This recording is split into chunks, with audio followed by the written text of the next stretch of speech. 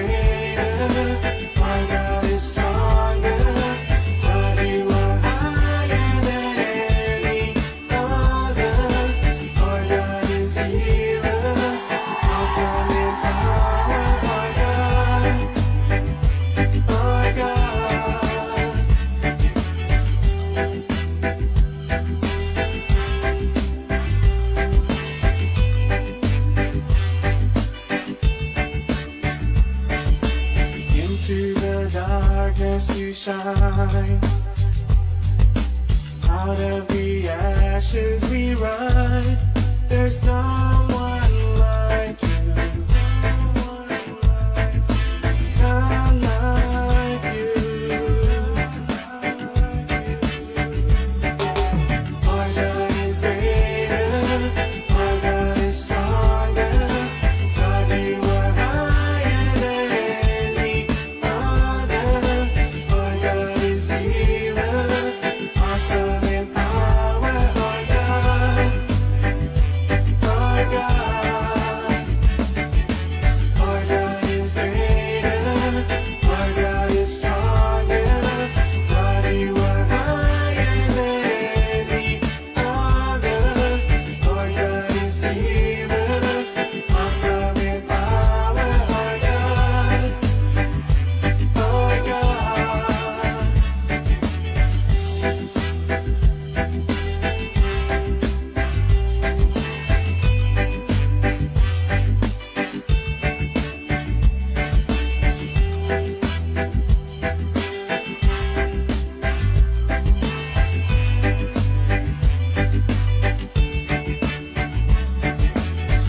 And if our God is for us, then who could ever stop us? And if our God is with us, then what can stand against? And if our God is for us, then who could ever stop us?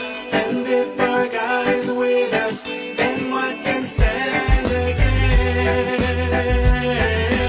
The Ground Report with Mikey K, Andy Williams, and Lennox Smith.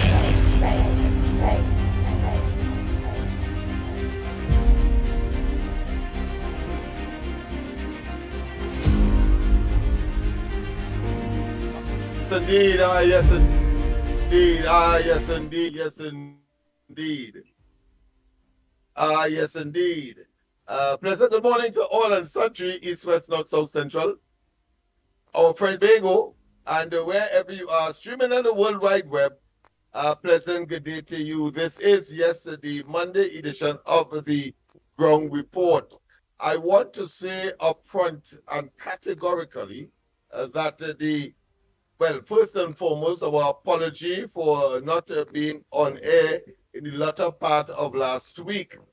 But as I would have said on various social media platforms, that was due to circumstances beyond our individual and collective, beyond these controls. And as a consequence, we weren't able to be on. But certainly I want to also further indicate, as I said on that occasion, that there was some developments that would have taken place, and we weren't able, of course, to generate the kind of improvisation that we normally would in order to ensure that the program does not suffer as a consequence of those events. Well, just as Murphy's Law, things happen beyond our control. But of course, it is also said that necessity is the mother of invention. And this morning is no exception. Andy will not be with us this morning. I was waiting for his confirmation as to whether or not to share the information relating to himself. Well, he was, or he is, feeling a bit under the weather, and as a consequence, he has been mandated, he has been instructed to take a rest. And as I've always said, that a human being is not like a motor car, and even that, of course, goes bad sometimes and need a rest or some kind of reviving. And so Andy is only human, and therefore one expects that in the fullness of time, he will recuperate in a way that he can do justice to the program on a daily basis as he normally would do. I want to say on behalf of the rest of us, and I'm sure that when you have the opportunity to call, you will, of course, express your own, let's say, wishes or best wishes for a speedy recovery and a return. So I want to tell Andy as well, yes, we here in the sub studio, so to speak, Mikey, myself, of course, and family, wishes him, of course, a speedy recovery.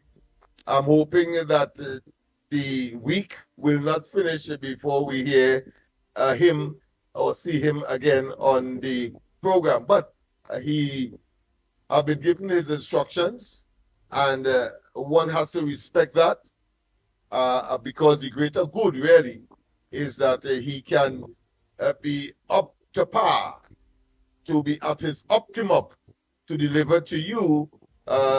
So many of you who, of course, have phoned me insistently last week asking about the program, asking about Andy.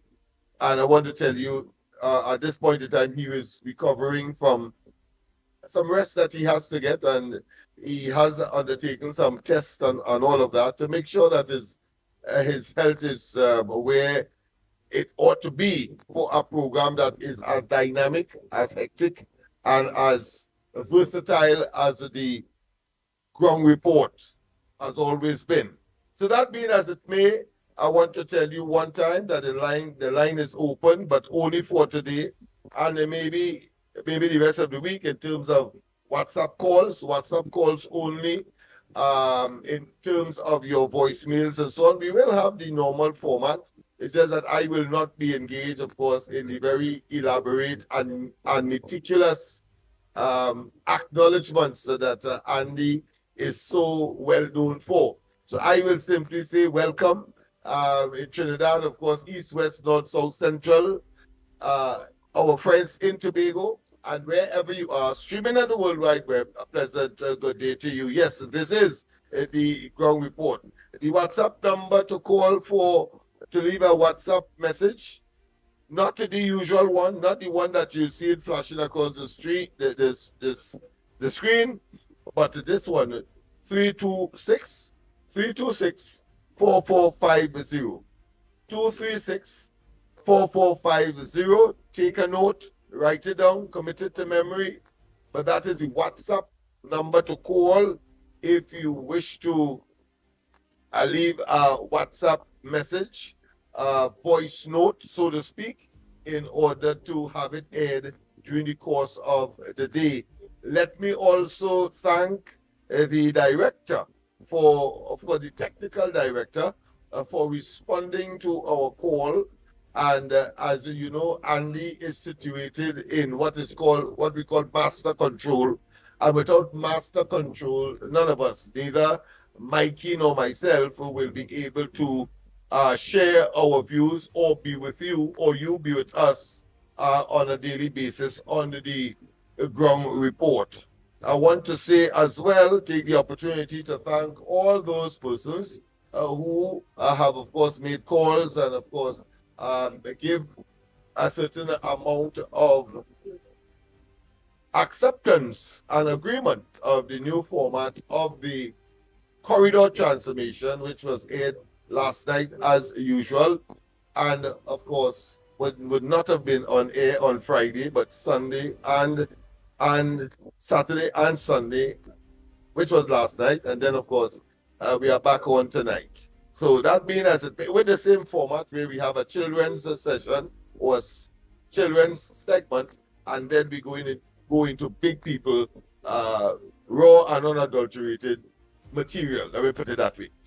So once again, the WhatsApp number to call on this day, 326 4450, 326 4450, 326 4450 is the WhatsApp number. Leave a message there, and our technical director will, of course, share that at the appropriate time. I hope that I have an interaction with the director, because from time to time I may have to ask, is there a call? WhatsApp message or voice call on my phone. Right, so that is 326 4450, right? On that number, yeah. 326 4450. Right, beautiful. Right, yeah, I want to hear a voice to the mystery man. Let me put it that way. Voice note or call, face. Right? Mr. Smith? Is what? I say voice note or call. Pardon me? Let me hear. I I say voice note or calls on 326-4450. Oh, okay. So you can take a call as well. All right. So people, we have a more what I consider be flexible number this time around. But where this is number 326-4450. You can have your normal calls as well on that. Normally we'll have a special that will be reserved for only voice note under normal circumstance. Of course, the other numbers are still active, and I hope that I am correct in that regard. 225-6644, 225-6644, and the other number to get us at is 239-5120, 239-5120. So those are the numbers. They are flashing across. Correct. Oh no, I'm not. They're not seeing it on. Yeah, it is. It is there on the corridor, on the ground report. Ad, but of course the one that is just below me in green, flashing across my screen. Well, that is where to get me on the corridor. I think I better take it off to avoid confusion. So let me just do that so that we don't have the confusion of having to call my number and get me here in office when in fact this is not the corridor transformation, it is the ground report. So let me just do that. Right, so I think that has been achieved. So you will see it coming to you. Right, so we have done that and it will come to you momentarily. Let me just shift the little chair here. All right, that being as it may, let's get on to business. Welcome once again. It's a new week, of course.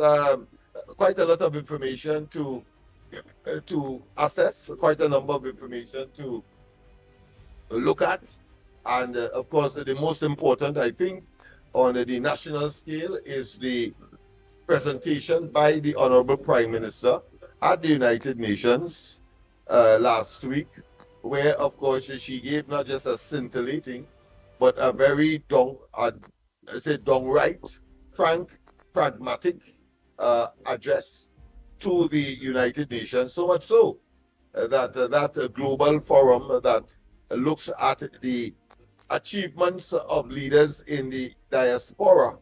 There is an overwhelming consensus that Kamala Persad-Bissessar should be given that award in 2025, and that is in fact so. It has been recognized.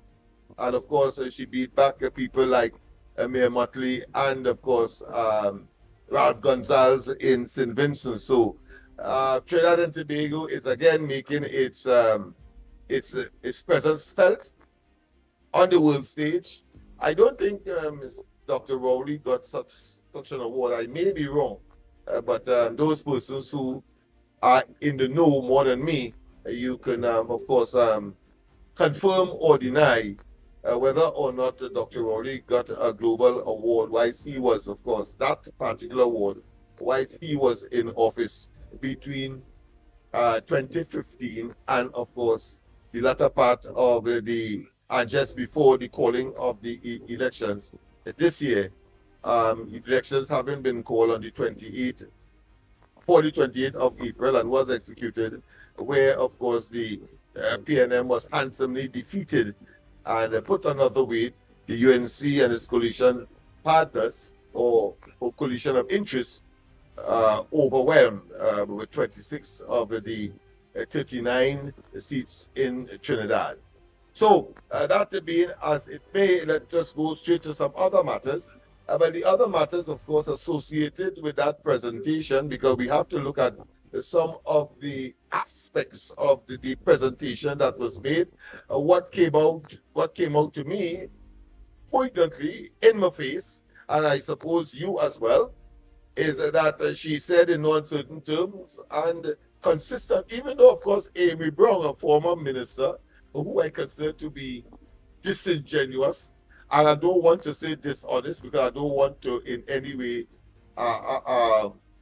interfere potentially with any tax regulation that may be the consequence of telling somebody that they are a downright cheater, downright liar. When, of course, he said that the statement made by Kamala Prasad Bisesa on the question of support for the Americans was inconsistent, and for him does not augur well for Caribbean or CARICOM unity. Well, of course, she said it on certain terms in her presentation, that if it is that you want to see the Caribbean as the notion of wanting to see the Caribbean as a zone of peace, that is elusive. That is a figment of a person's imagination, not wanting to face the realities. And of course, I was particularly pleased with the presentation of the Jamaican Prime Minister, who essentially spoke along the lines of our Prime Minister. But of course, you had Gonzalez, the Prime Minister of St. Vincent, and that of Barbados, Mayor Muttley, speaking about the zone of peace idea, without, of course, making reference, even though in the past, and troubling as this situation is to their respective countries, are talking about crime and criminality, and the role that the drugs and, of course, guns and ammunition play in the burgeoning or spiraling almost out of control, and the deployment of scarce resources to this particular social issue.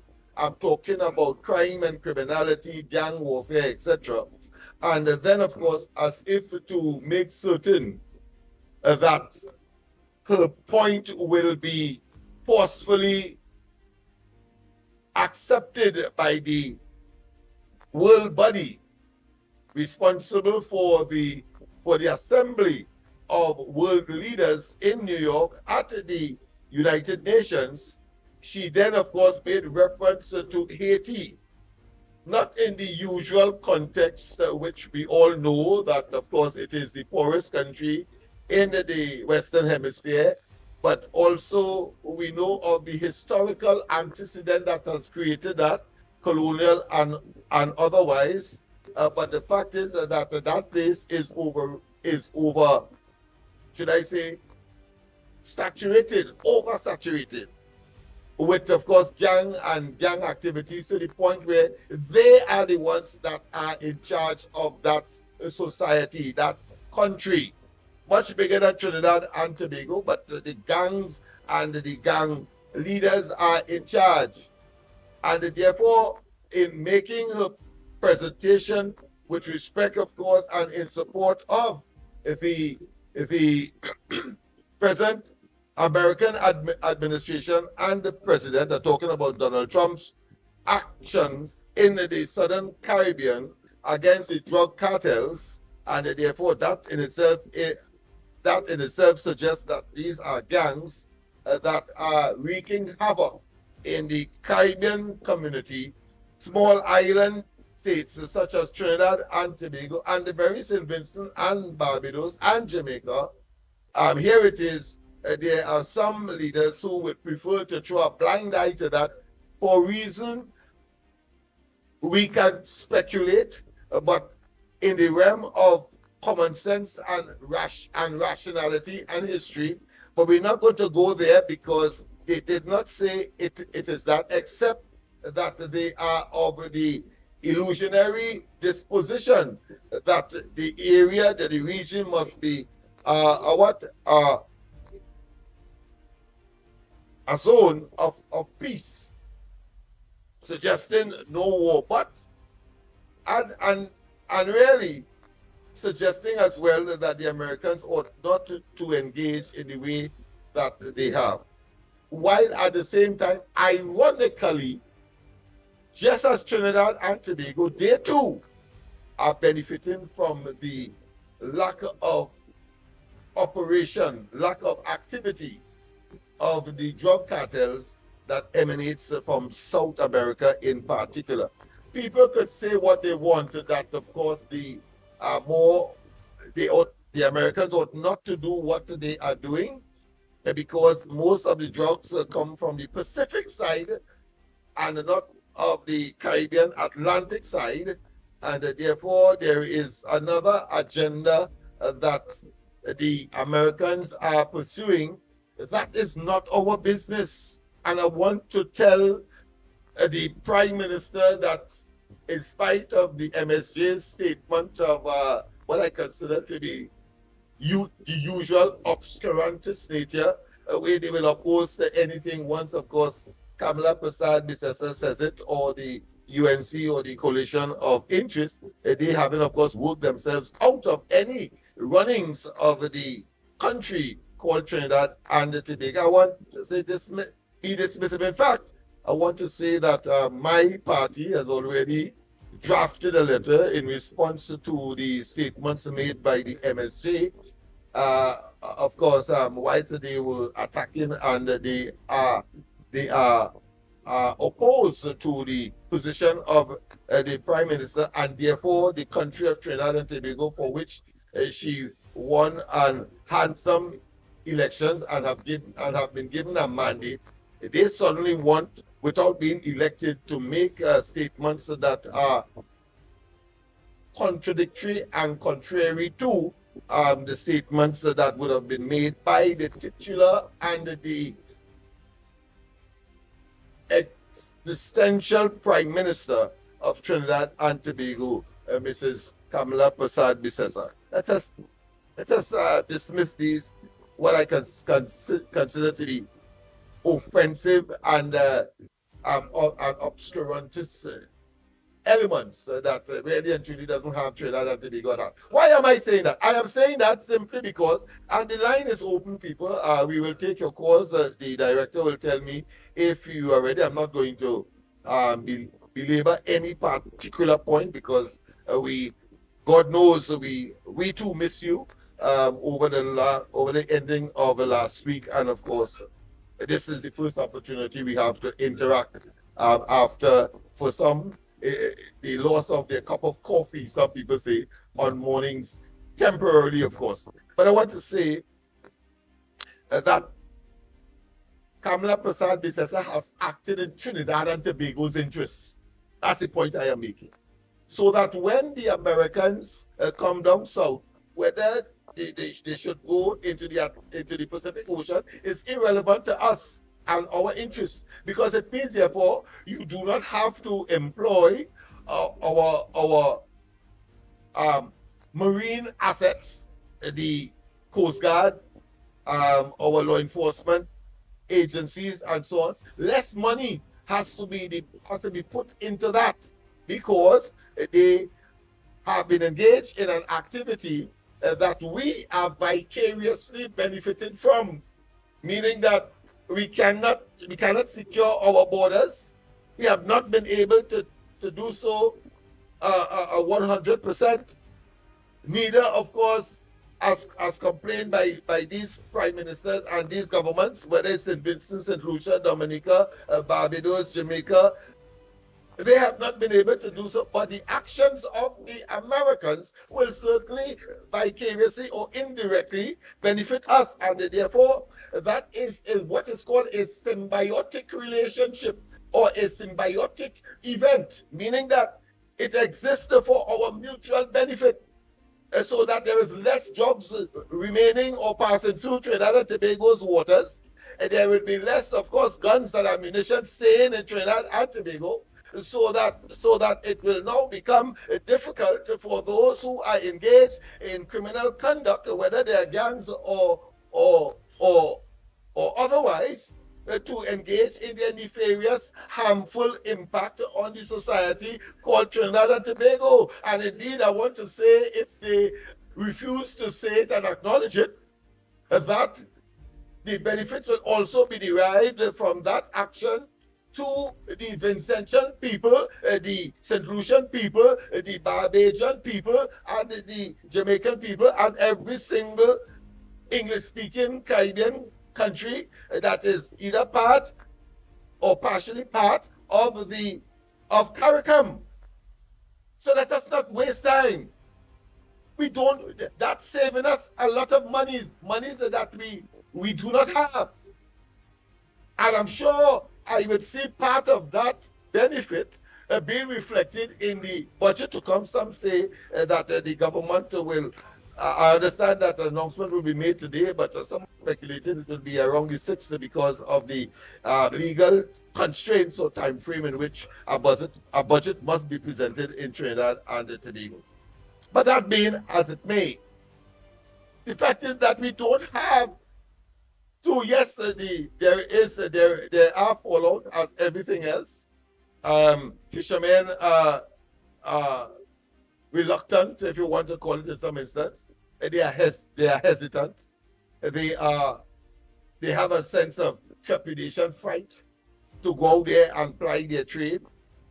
But so far, I'm very thankful that that has not had any impact. The presence of the Americans and what they have done so far have not impacted, of course, on the price of fish generally in the marketplace and therefore to the consumers, which of course is a good thing because, of course, naturally, as human beings, and having regard to the proximity of the American military assets in the Southern Caribbean, and having regard to the fact that they are prepared, of course, to deploy their weaponry in order to destroy boats that are loaded with contraband, and in this case, of course, that poison that normally would be directed to the United States.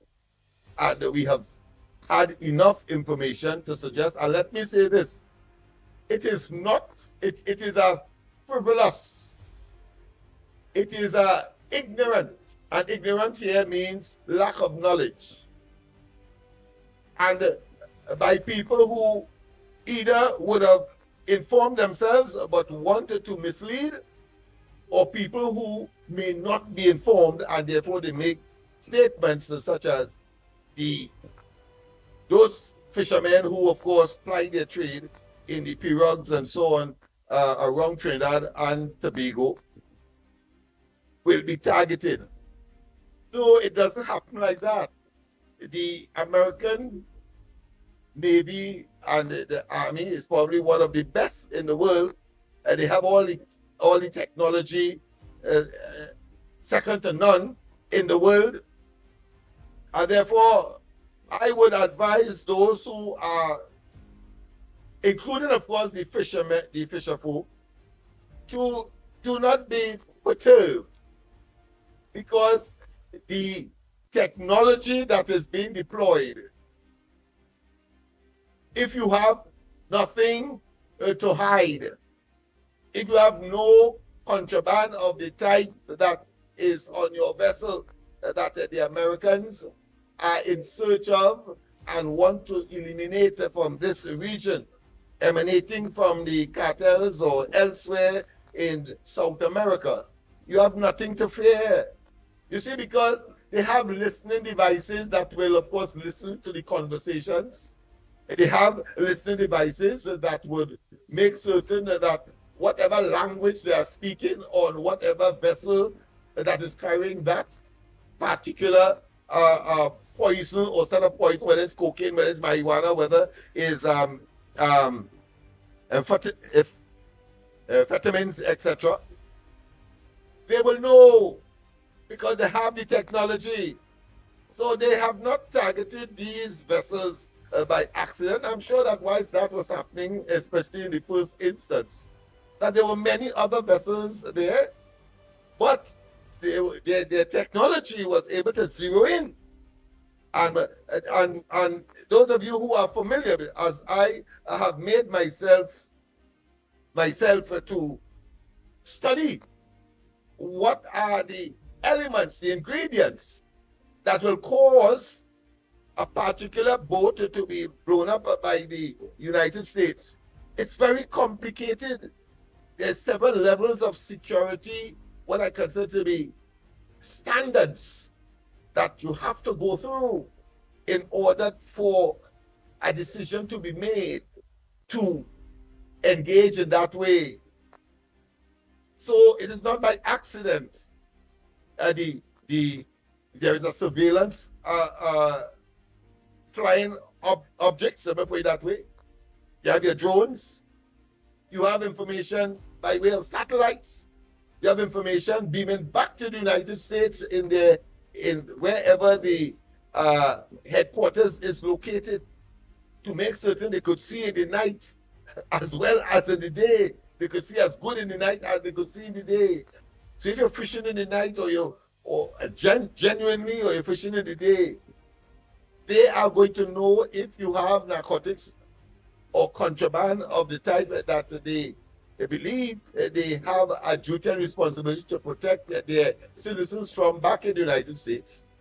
They will deploy, and therefore it will be an eclectic, selective utilizing or deploying all of that technology.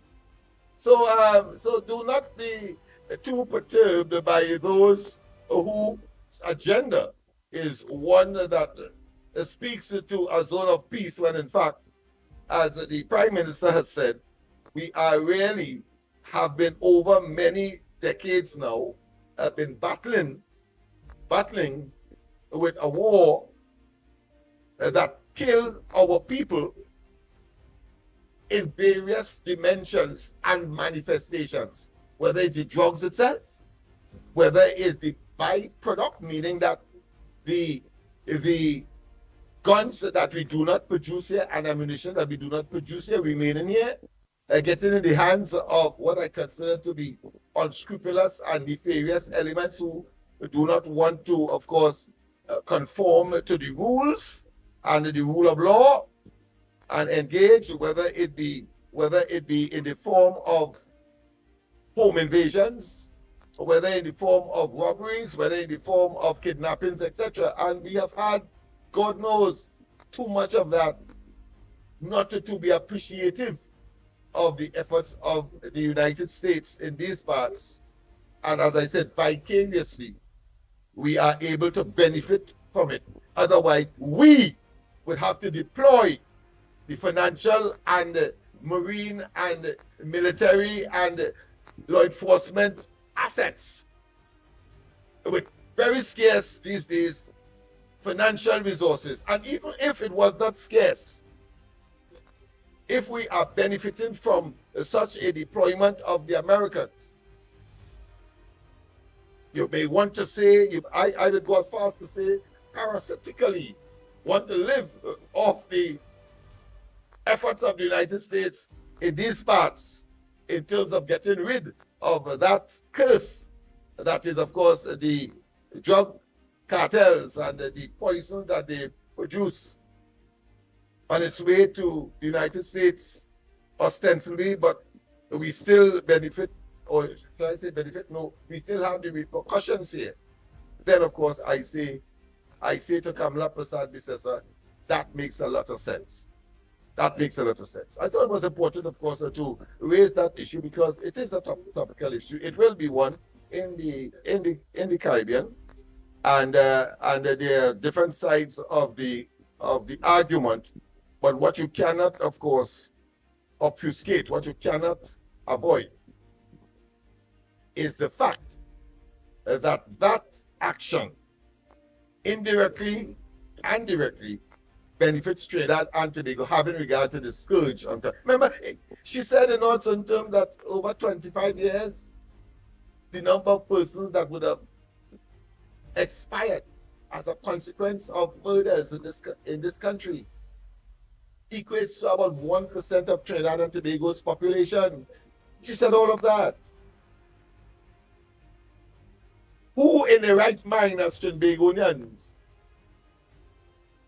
would want to, of course, argue with a position where this could be drastically be reduced, the numbers of murders by the actions of Americans? Cannot be said. It has to be someone who is unpatriotic and who doesn't understand what is happening, and therefore acting in the best interest of Trinidad and Tobago is the Prime Minister's number one priority. I heard, of course, the former Prime Minister probably talking some what I consider to be some higgledy-piggledy talk, some square peg and round hole talk, some kind of gibberish about the position of the area being a zone of peace and so on. None of them who are arguing in that space, in that area, have attached themselves to the elephant in the discussion or in the dialogue atmosphere as to what is actually happening on the ground in Venezuela, and the consequence of which has repercussions not just for the immediate neighbors of the Venezuelans, whether it be Guyana, or whether it be Colombia, whether it be Brazil, whether it be Argentina, whether it be Chile, whether it be Peru, whether it be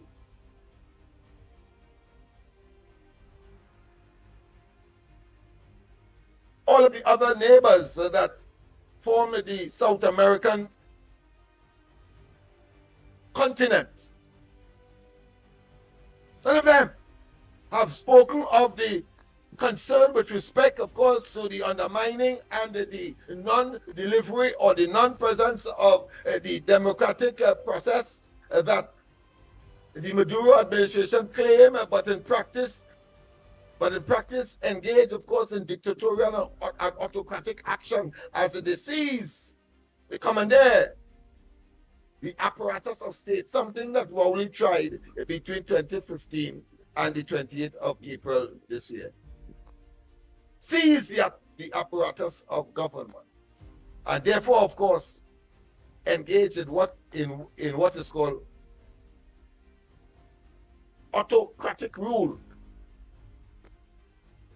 Yeah, that's what has happened. And more significantly, because of the ruining of the economy, there are those who said, well, look, America caused it. That is irrelevant to Trinidad and Tobago, because we are suffering from the migration out of Venezuela of over 7 million people of the 27 million population of Venezuela. And it is irrelevant if one Venezuelan is here.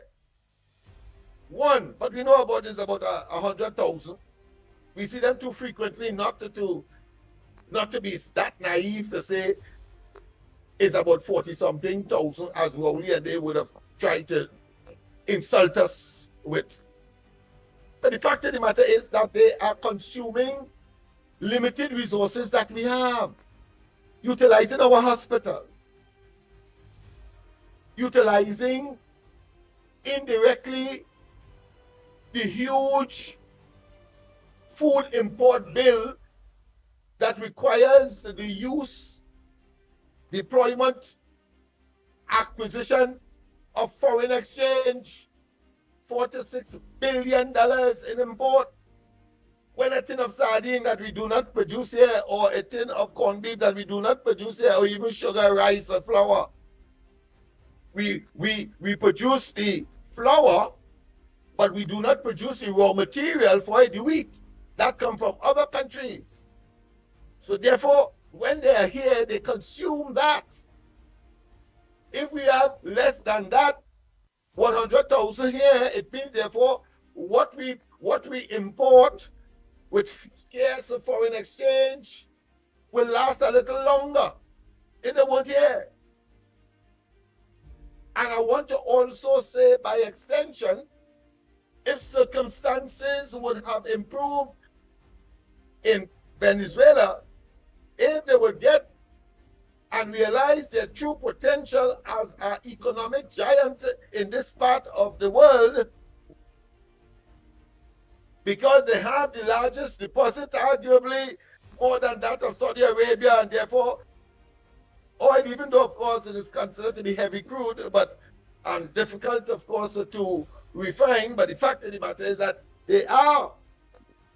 And if they are able to do that, maybe Trinbagonians will want to gravitate there and not the reverse, as is the case now, utilizing, of course, our very scarce and dwindling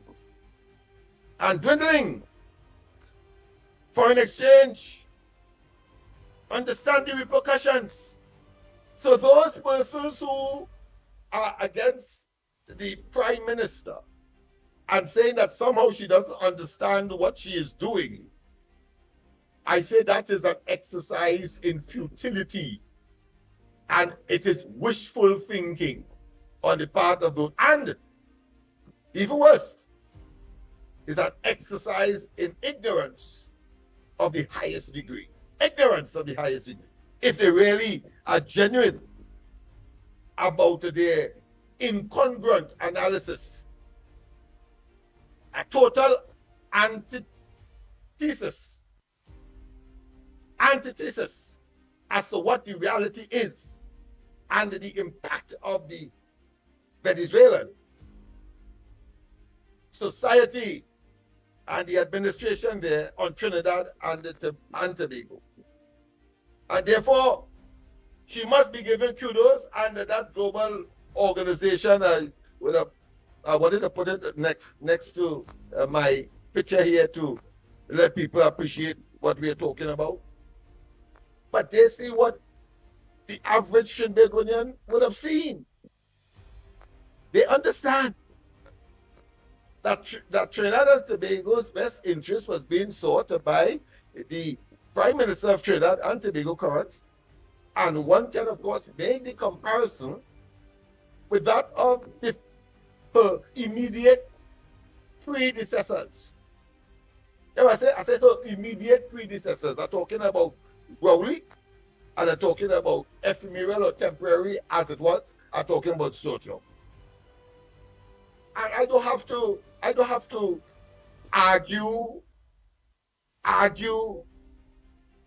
that generally speaking, they acted out of the interests of Trinidad and Tobago, outside the interests of Trinidad and Tobago, even at the risk, if they had to, like Kamala Prasad Bisesa has done,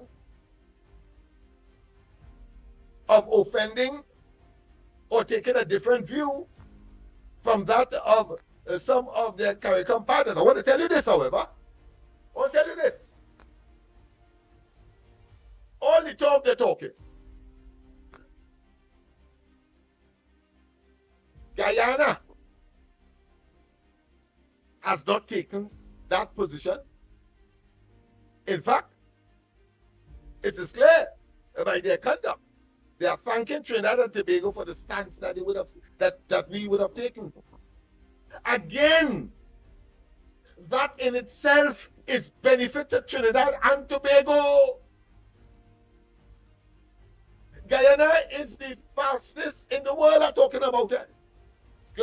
Fastest advancing, developing economy. 7 and 8% growth. We can hardly reach 1%. And because of the asset that they possess, both in terms of what is in the ground, and of course the vast expanse of land, and because we are close to them as we are closer to Venezuela, not of course comparatively speaking, not in similar distance, but certainly Guyana a little distance away, but nonetheless, because of their advancing economy with a rapidity precedented just about a decade or two ago, it is in Trinidad and Tobago's interest to see Guyana's interest as well. But Trinidad and Tobago seeking Guyana's interest is not by chance or accident. It is a construct created by the Maduro administration. Understand that? And the rest of the CARICOM, who are talking about a zone of peace, notice that they are definitely silent with respect to statement made about Guyana and its a predicament with Venezuela. Notice that. Notice nobody comment except to make the broad amorphous stupid, wild, and what I consider to be ocious or irrelevant statement that somehow, Trinidad and Tobago is breaching the concept of making the region a zone of peace. That's all they're saying. But notice, Trinidad and Tobago also made a very categorical statement when the Prime Minister, right here in Trinidad, not at the UN demonstrates a consistency. She said it here, and she went up to the UN and said the same thing. Amy Brown is saying that it is inconsistent. I don't know where they went to school, but that's a different story. But the fact of the matter is that here it is when all efforts were being made to settle the matter of the Essequibo region, 2/3 of Guyana, with that of Venezuela, International Court, the Argyle Declaration in St. Vincent, all of that. The Venezuelan administration, its military assets, were making bellicose and threatening language to the Guyanese. Yes, in spite of those interventions. And you're telling me that the rest of CARICOM don't know that? But no, they remain definitely silent on those matters. And what they have done? Try to somehow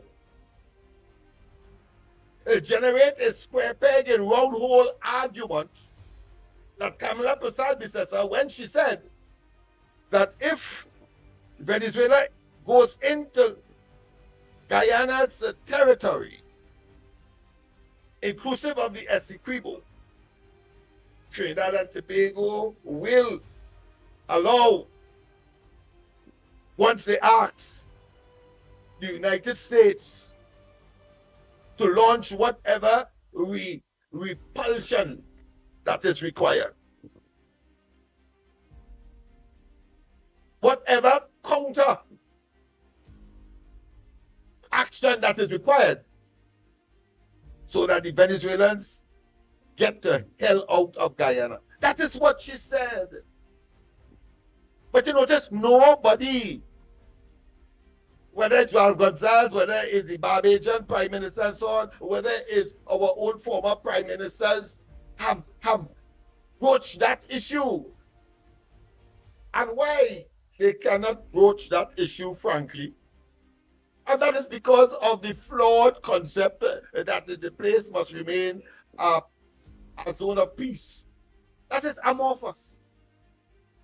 But more practically, they cannot, because they will be seen as, of course, supporting the belligerent against a member state of CARICOM, which is Guyana. Well done, Kamala Persad-Bissessar. You have to give the woman credit, man. Let us not waste time with people who are that dense, obtuse, and total ignorance as to the geopolitical and hemispheric imperatives. She has put the CARICOM in a place where they simply have to remain dormant, silent, and look stupid by that one statement. What they gonna say? What they gonna say? That Venezuela did not make those bellicose projections across the border into that of Guyana as the bellicose verbalization. I didn't say physical action. I didn't say that they put troops there. But should, in case they do materialize those verbal threats, that kind of belligerent language, Trinidad and Tobago will welcome, once they ask for it, the presence of the American assets in order to repel any incursion into fellow CARICOM state, Guyana. How they could respond? They can't respond. They can't respond. And I have a difficulty, of course, with our Caribbean journalists as well. You see, why is it they would project the zone of peace, what I consider to be amorphous, illusion? They have not been questioning these leaders on that issue with a high degree of specificity and zeroing in on what is their position based on the statement of defending Guyana and its territory, the Essequibo, made by our Prime Minister in that regard. And that is why she had to say that CARICOM is already fractured. Why do you think she's saying that? You and I, when we apply our God-given common sense, we know that's what she means. Because they have not been able to respond to that specific statement, which, on the one hand, suggests that Venezuela is prepared, or by their conduct and their utterances, are prepared to breach the concept of a zone of peace, having regard to all of the antecedents, including, of course, engaging in the International Court and the Argyle arrangement in St. Vincent. Yeah, they can't. And I want people to understand, and those are some of the variables and factors and elements you must now look for while they try to condemn unmeritoriously and without justification the Prime Minister of Trinidad and Tobago on these matters. They cannot. And that is why I said that I cannot overemphasize what I consider to be probably the complicity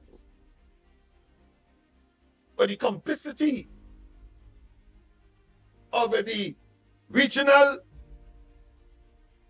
journalistic fraternity in not interrogating regional leaders who seem to believe that somehow the statements coming out of Port of Spain and that therefore the leadership of Trinidad and Tobago and therefore the government,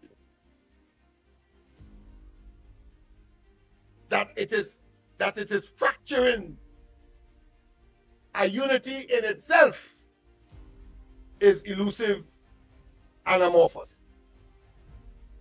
Elusive and amorphous. Let us not waste time.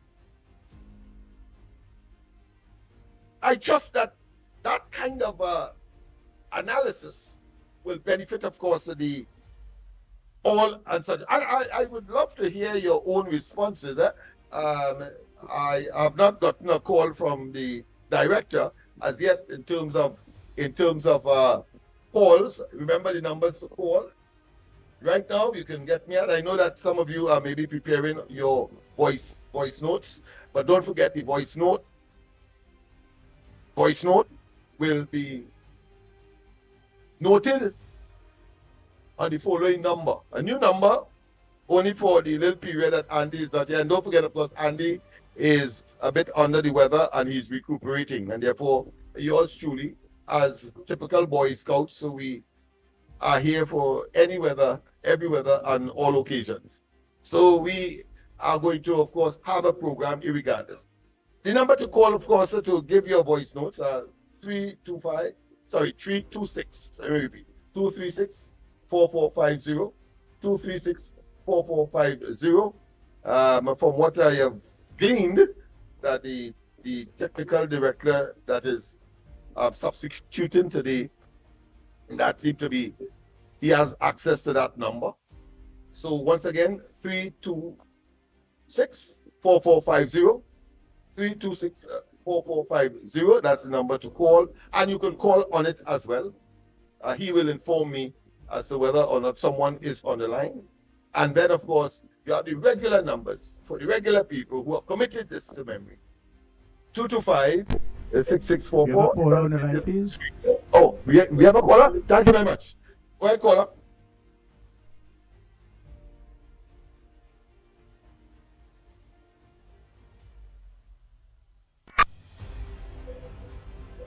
Good morning. Good morning. Lennox. Hello, Lennox, you hear me?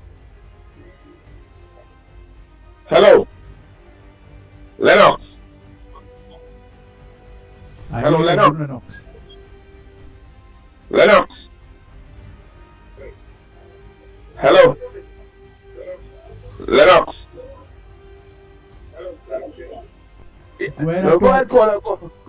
All right, Lennox, what I want to say. Delay in the studio. So All right, you go ahead. what I wanted to say, that is why Kamala mentioned those other CARICOM countries, they are not close as we are. So they can afford to talk so. You understand, Lennox? And what I believe is that somehow they're jealous Ghana because Ghana is prospering now. So they want to kind of glad what's taking place. That's to me, that's how I feel. But Kamala said they are not as close as we are, so they are not in a position to make a decision as she did. Thank you.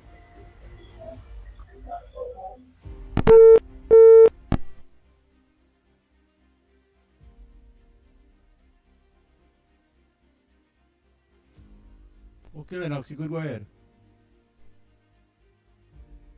Hello, Lennox, you could go ahead. Yes, you would forgive me. The system we have, I have an additional system that generates a delay, so that if he is saying Lennox a day, etc., I may not hear him until a few seconds after. So what I would prefer that if you're making your contribution, make your calls, make your contribution, and go straight into it. Don't try not to engage me. I will hear a little while after, and I'll be able, of course, to make some kind of appropriate response. So listening to you as on another system that would generate the delay. I had to come up with that because I wasn't hearing directly from the system we have grown accustomed to directly, even when I have on the headphone. All right. So I just want to make that clear so that you go ahead and speak and make your point, and then I will, of course, engage. Is there another call? No, you go ahead. Okay. Yes, indeed. I heard a little bit of what he would have said, so I don't want to hazard any guess, and I don't want to in any way be caught off guard, so to speak, as to misrepresent what he would have said. But let's go to some other issues that are making the news. Of course, Kerr resigns over a handling of a mother's death. Well, of course, as you know, there is this police officer who is totally disgruntled about the way that the police, his colleagues, handled a suicide situation that they have concluded. Of course, he went to the Cedros police station where he was assigned and delivered his badge and said that his resignation letter will be coming in short order. Of course, and criticizing his colleague because he believes sincerely that was not a suicide. He knows his mother more than and better than anybody else, and she would not have taken her life in the way that it was alleged to be done by, of course, objective observation, which, of course, police inquiry is all about. Um, so I understand that there is, of course, a rethinking of the position as far as the police and that investigation is concerned, and they seem to be reopening that file in order to see whether or not what he would have indicated, if there was any veracity or any truth in it by virtue of the investigation. All right, the local government chairman denies receiving property tax funds. We got nothing. I seem to recall that Siwat Singh, the current Minister of Planning and a Minister in the Ministry of Finance. Okay, go ahead, caller on the line. Oh, we have a caller? Go ahead, caller. Yeah, good morning, Lennox. Good morning. I'm the director there. Good morning, go ahead. Yeah, and yeah, I hope you feel better. Lennox, I was so very proud when I saw my Prime Minister at the United Nations meeting there on whatever day it was, you understand? She stood up there like a real Prime Minister, a real professional, a woman that is capable of running a country, you understand? And I was so fed up at these CARICOM people that, you know, they remind me in the days when they used to call all the way down here small islanders, you understand? As if we are people from the small island with no sense, with no intelligence, with no knowledge of what's going on the world over, you understand? They sounded very, very, very backward, you understand? We are small, but we are up to date with everything that is taking place the world over, you understand? And this zone of peace and area of peace and peace thing that them going up the United Nations assemblies I'm talking about. They have to understand, yes, we are the CARICOM, but everybody's in their own area, right? They can talk for Dominica, they can talk for Barbados, they can talk for St. Vincent, you understand? Kamala Prasad, the Prime Minister of Trinidad and Tobago, she is talking on behalf of Trinidad and Tobago and the people of Trinidad and Tobago, you understand? And as she told them, here ain't no zone of peace when in 2024, 630 something people were murdered. And when you add to that, the rest that was murdered for the past 9.5 to 10 years, it run into thousands of people that lost their lives. Is that a zone of peace? Is that a zone of peace? All who listen and talking stubbornness, them still alive to talk dotishness. Their families still alive to talk stubbornness. So they don't care. You understand? Now we get a Prime Minister with belly, with guts, with intelligence, with what it takes to fix it.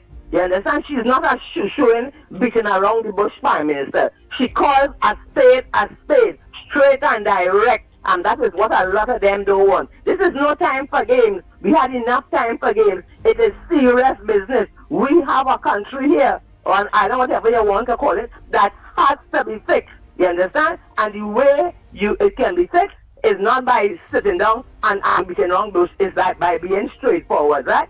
And now the opportunities has arrived that we are going to get, you know, sort of get things, deal with the gangs and deal with whatever to try to fix this place. We are not going to sit down like these CARICOM people and pretend. So, once again, well done, well said, Madam Prime Minister. You keep up the good work. And all who want to criticize and condemn and find fault, that is their business, you understand? Too much talk. Now it's time for action, and with the help of God, things will be fixed. Well done, well done. You made us here, at least the sensible, intelligent, ambitious people in Trinidad, you made us proud. The haters, they will continue to be haters, you understand? But we want this place fixed, and we know we cannot do it alone. We cannot do it alone. So whoever will help us to make this country the country that we want it to be, we thank them, and Madam Prime Minister, you keep on being strong. You keep on talking and saying what is right and what is truth. Blessings, guys, and Lennox, you keep up the program, and we get well soon. And to all the beautiful people on the ground with us, have a blessed day. Bye.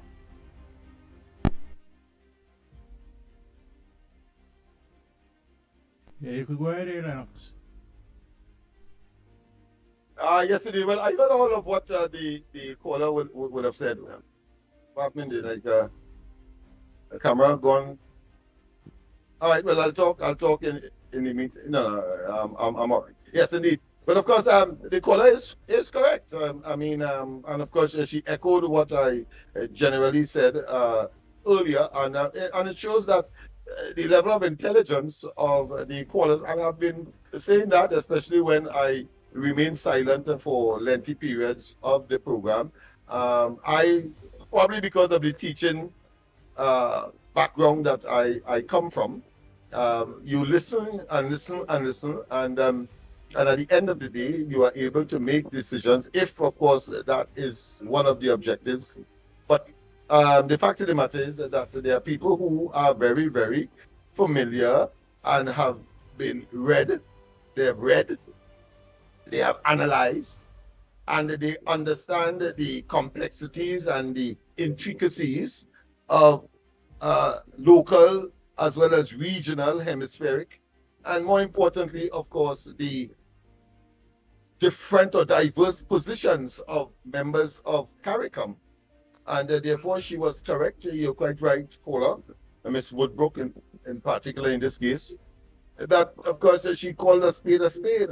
And people wouldn't like that. They prefer to be live in a state of illusion and, of course, maybe lie to themselves. I like to call it manic depressive psychosis, where, of course, people are simply spontaneously attracted to that which does not exist. Yes, manic depressive psychosis, that's what it has to be. And of course, there's a massive case in the case, of course, of our leaders in the Caribbean. But I want to say that I understand as well their position, because of course they have benefited, those smaller islands in particular, to Caribbean, to Petro Caribbean, where of course they got at a very concessionary prices and sometimes free of charge, considering their debt situation. They were given, of course, started with, of course, Hugo Chavez, the predecessor, the immediate predecessor to the current president there. So we understand that. But it cannot be that you are going to betray your whole family. And your family here means your own country because of some nostalgic construct. Nostalgic, meaning that in the past, construct that will no longer exist, and you have to think in the interest of your people. I would have loved to see a CARICOM that stands firmly behind Guyana, because I think in doing so, they would, of course, like Trinidad and Tobago, to secure a better relationship with Guyana, because Guyana is now, could be considered to be potentially, at least, the country that could provide maybe a parallel, if not exactly, Caribbean, Petro-Caribbean arrangements sometime in the future, because of the vast amount of oil that was discovered there. By the end of this year, they're expecting to be extracting upwards of 1 million barrels a day.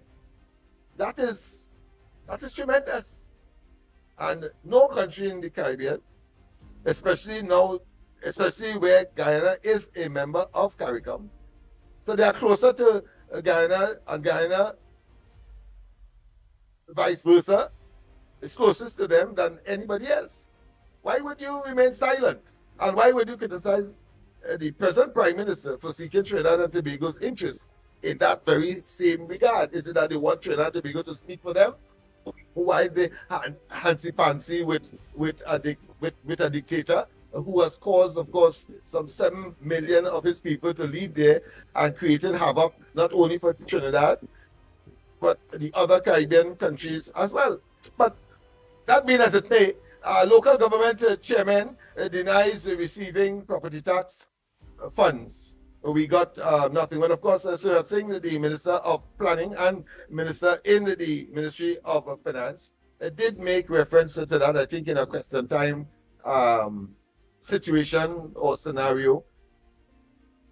But I cannot, and I may have to abreast myself, but I cannot recall that him saying directly that these corporations received the monies that were collected. I know that he said that the monies were collected from property tax, the short-lived period that it had so to do, right, with the present arrangement. They didn't have, of course, the Trinidad and Tobago Revenue Authority.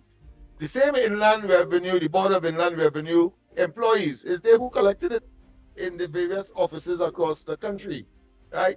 What he did, I know that he did say that from which regions, because of course, if you're paying property tax, it's clear that for administrative purposes, you will have to say where you are located, and therefore, in that regard, it will be easy to extrapolate in what regional influence corporation, if you want to call it that, that would be that the tax would have come from. Who are the Burgesses? The Burgesses that would be in these areas. So that is easy. But to equate that, as I said, I have to refamiliarize myself with the statement that he would have made. But to suggest that he said that they got the actual taxes, I am in some doubt. And those of you who are more schooled than us, because we don't claim to be the repository and have a monopoly on all information and knowledge. So I want to make it clear, so that if you have information that he said that they got the money, the regional corporations where the money was collected from, they got the money, I would love to hear from you. Otherwise, I would have to, of course, read again to see whether or not the claims that are being made by the various chairmen, and indeed, and those claims are from where? Well, obviously, the usual suspect, the PNM regional corporations chairman. All right?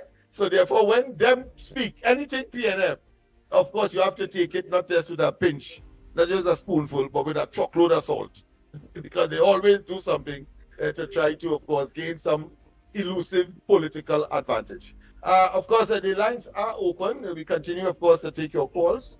The numbers to call, 225-6644, 225-6644, and the other one, the 239-5120, 239-5120. Remember, as well, we have a new number. Take note of it. A new number for those persons who may have just joined us. No, Andy is not well, and I'm sure you wouldn't want an Andy that is not well to be on the program, as he normally would give all of himself when he is, of course, before that mic, some say, and before that camera. And you don't want him to have a permanent stay off camera or off the mic. So please give him some time to recuperate. He will be back. And of course, in the meantime, we have a program, and you can, of course, call in as per usual to express your own concerns. And that's that number, as I said, to express your voicemails only. And of course, you can call on it as well. The director has indicated to me. 326-4450. 326-4450. Let me repeat that. 326-4450 to give your voice calls or your voicemails. Director, if you have voicemails and you want to share it with the audience, I have no difficulty at this point in time as I go through. Line here, please, John. Pardon me? Go ahead. Hello, good morning. I didn't hear you. Oh, go ahead, caller. Sorry about that. Go ahead. Yes, hello, good morning. Andy, Mickie, Lennox, Trinidad and Tobago Central here. Pleasant, good morning. Andy, yes, you are being missed from the program. We pray for a speedy recovery for you. And Lennox, we had missed you guys tremendously. The whole of last week, I thought was some kind of chaosness take place. I tell you all are like our breakfast in the morning. I feel like I couldn't function. I say, but what really going on here, boy? After all this drama and hard fight, no more wrong report. Nah, something had to be wrong. But nevertheless, I've been trying calling to find out what's happening. I didn't gotten through, but I said that by today, we should know something taking place. But thank God you all are back. And yes, everybody deserves a little time off, you know, because you all have gone from beginning to end and beyond. You understand? So Trinidad and Tobago have to understand that you all are only human beings just like us. But we must always say thank God for your three angels for always standing for the right thing in this country to help solve the issues after from the last wicked, cold-hearted, you know, corrupted administration. They are no longer there. They have been buried, rotten, and forgotten in this country. And going forward, we deal with goodness and looking to restore back goodness. So we must say to our great political leader, our prime minister, our mother of the nation, thank you, ma'am, for reaching so far in dealing with the people business.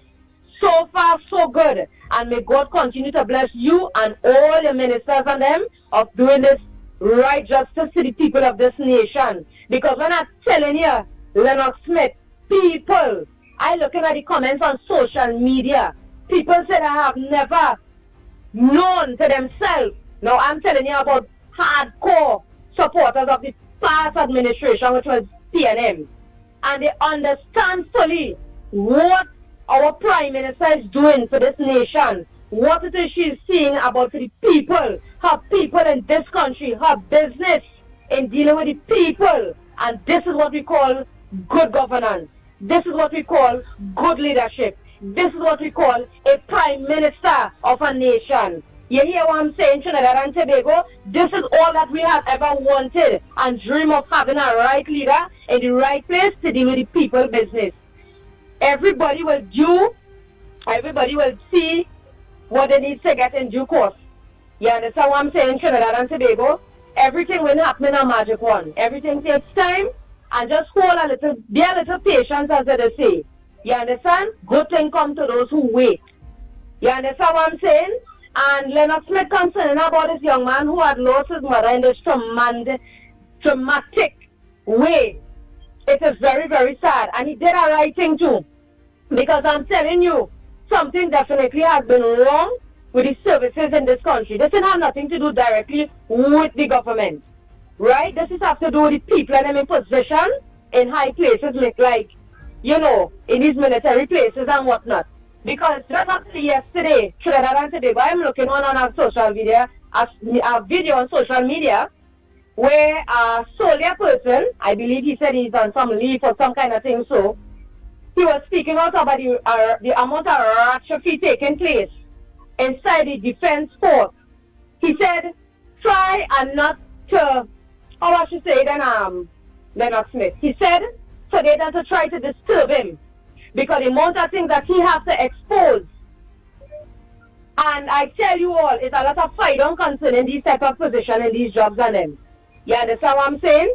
And apparently, like the authorities who is senior more than them, like they're not doing anything about it, because people who in there is speaking out about it. You understand?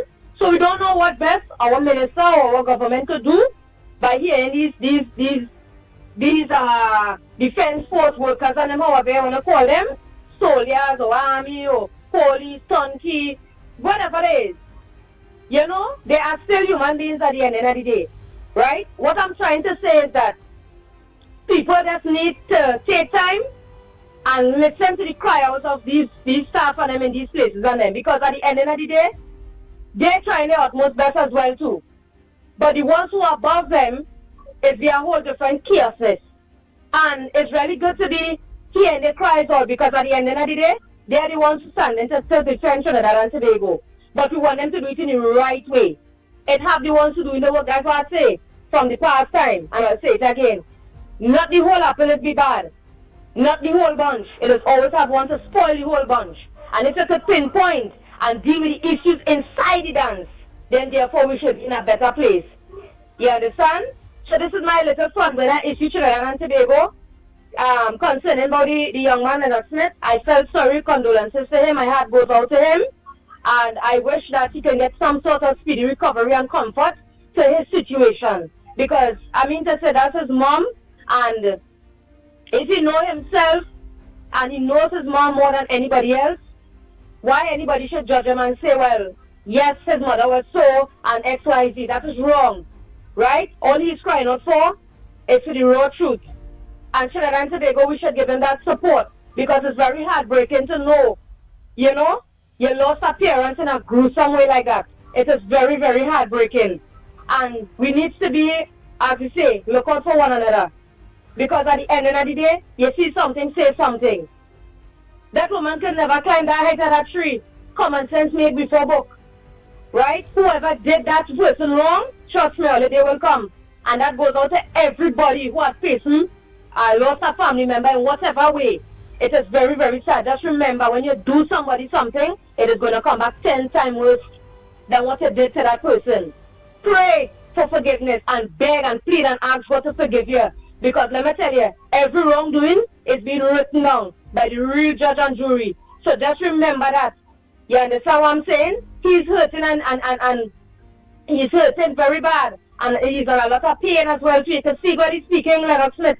At the end of the day, people have to learn to understand each other in this country. And once we can understand one another, we could be a better country. As soon as you think about it. That is the reason why on the 20th of April going of this year, our right-thinking citizens in this country did the right thing and get rid of the corrupted, dirty-minded, past wicked administration. You understand? So thank God, Trinidad and Tobago think going to restore back soon as possible. Lennox Smith, I don't know if you can talk to the Minister of Health to ask them if they can look into the Shogunas Health Facility, which is, we need to get a permanent space for Shogunas Health Facility. Reason being to that, Trinidad and Tobago, when you go to the Shogunas Health Facility, you have to be looking for parking on the road. And that is wrong. Down to the staff and then don't even have places to park the vehicle when they come to work. So we asking, please, whenever that could, it was on the main road side, now it's into the back of the Shogunas road, which is like on Ramsaran Street. Whoever knows where it is, they will understand what I'm speaking about. There are no parking facility at all. Not even for staff or family, for patients that come into the health facility. It is rather bad, right? And the areas are very small. So we just pleading to our great political leader, our Prime Minister. We're not rushing anything, but this is one of our requests from the Central Zone, which is from Shogunas. Right? As you say, so far so good. And to whoever feel it to rush this government, back down and think again. Because it was never like from before and it's not going to be so again this time. You hear what the woman and lay her cards and say? What was in the past was in the past. Now it's present. So we're dealing with the present situation. And she ain't going to take no push around. She ain't going to take no bubbly thing from nobody. Where they feel like a girl come and just push you around and tell you to do this and do that. It ain't going to work. So they think about what they're doing. Because this is not from the last administration. You understand? So, Andy, as we say, we pray for speedy recovery for you. And Trinidad and Tobago is missing it because at the end of the day, you know there's a thing going. And Lennox Smith, we know you have it pumping too because you're the man at the back of man. And the man with the big word. You understand? You just break it down and let we understand from beginning to end. So thanks to you all. And Mickie Kerr, wherever you are, you know, God's blessings and guidance with you all. So this is my little small something here, Trinidad and Tobago. You don't know, with one people, one nation, one love, unity is the code. And at the end of the day, ground report is with breakfast in the morning. Locked on and listening. And it's that. Yeah, could go ahead now there, Lennox. Yes, indeed, of course. And that was a very dynamic and a very expansive but very realistic presentation by the last caller. I want to thank you, of course, for all of the commendations, inclusive of the commendations that you would have made. About, of course, the elements, or should I say, the presenters of the ground report. But of course, I would expect that the Shogunas Borough Council will also be taking note as to what is transpiring on the ground as far as that health facility is concerned, and the parking inconvenience. I don't know, because I know that in the Port of Spain experience, for example, no parking is made available, but people have to, of course, do their chores. Sometimes that sometimes appear to be deliberate so that the wreckers can, of course, get a harvest. I trust that that is not the case in this case, and is the lack of parking accommodation. I suspect that on the compound itself may not be fully utilized in that regard, or there may be some prohibiting of parking, and maybe that might have created a situation where there's an overlap. And if you have sick people coming to the facility, walking a distance from where you have to park, especially if they are driving themselves, may be a bit challenging. That's all I'm saying. I don't have all the facts, but we trust our, what I consider to be external correspondence, such as the last caller. That being as it may, I want to say as well that at that forum where the Prime Minister presented her maiden address to the world at the United Nations in New York, I want to say too that one cannot help but observe the presence of the opposition leader there as well, Penelope Beckles. And a person like myself, who maybe over the years has become a unique observer of the characteristics and the personalities that would have either graced or disgraced, depending on your perspective, public office at the highest level. I'm talking about the political level.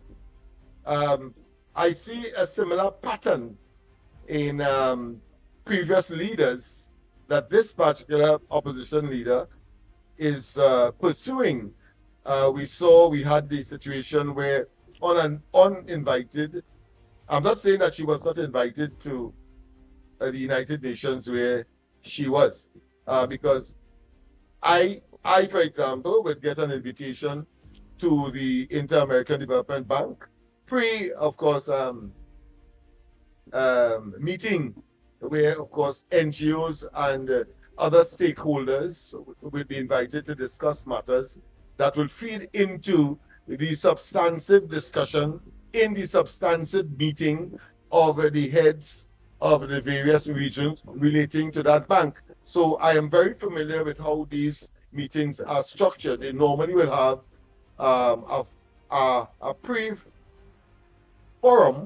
where, of course, other non-heads of state, etc., are able to participate. So I understand that.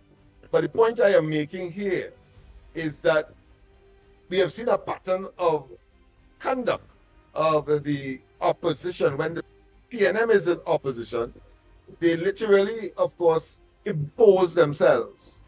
I'm talking generally here, because I don't know the details, as I said, and I'm not going to say that she was there she was there uninvited or for a reason that she ought to be there. But the point I am making is that the conduct is a similar conduct and pattern to what we saw of PNM leaders in the past, when they impose themselves in meetings or in celebrations or in fora where they weren't invited, but claim that they are citizens of Trinidad and Tobago and therefore just show up without an invitation, which of course in more circumstance than less or none, you normally will get an invitation. I recall very distinctly when Manning, of course, went into Diwali Naga exercise without being invited. I remember that as well. Manning would have gone to a radio station. Somebody was commenting about some conduct of him, and he went, of course, there as Prime Minister, in fact, and on that particular occasion, not as opposition, and of course gave a tongue lashing to such a person. I remember as well that a police officer who, of course, under the notion that he is doing his duty, spoke to, I think, the entourage or the outriders of Manning's escort that would escort him to and from the diplomatic center. And that person, because they believed that they were doing their work, Manning made an intervention, and next thing I understand that the guy lost his work. I'm saying that there is a behavioral pattern. And of course, when we look at Innsbruck, for example, when he became the Minister of Finance, Rambaran, the former governor of the central bank, applied for a job, I think is with the either the IMF or the IMF or the World Bank, one of those multinational institutions of a financial nature. And he wrote what some conclude to be a poison letter. Poison letter. It didn't matter whether or not Trinidad and Tobago would have had to go to the same institution to get some kind of financial assistance, one way or another, technical or financial. And that there is, of course, a Trinbagonian there at the highest level that could probably work the system. I don't want to say influence in any negative way, but work the system in order to get for Trinidad and Tobago what they, and easier than if there were no representative of Trinidad and Tobago at that forum or fora. That's the point I am making. But he wrote a poison letter only because the man politically been appointed by the previous then UNC Partnership Administration. He thought it was significant enough to throw rice in the man's, or to throw sand in the man's rice, to poison his chances. And of course, we saw at the end of it all what transpired. He took the government to court for, as indeed I see that the present governor of this, the present recent governor of the central bank, Kerr, is now, of course, making arrangements to take the present government to court for breach of contract, among other things. And amazingly, among the relief he is seeking in the High Court, if it reaches there, is a reinstatement.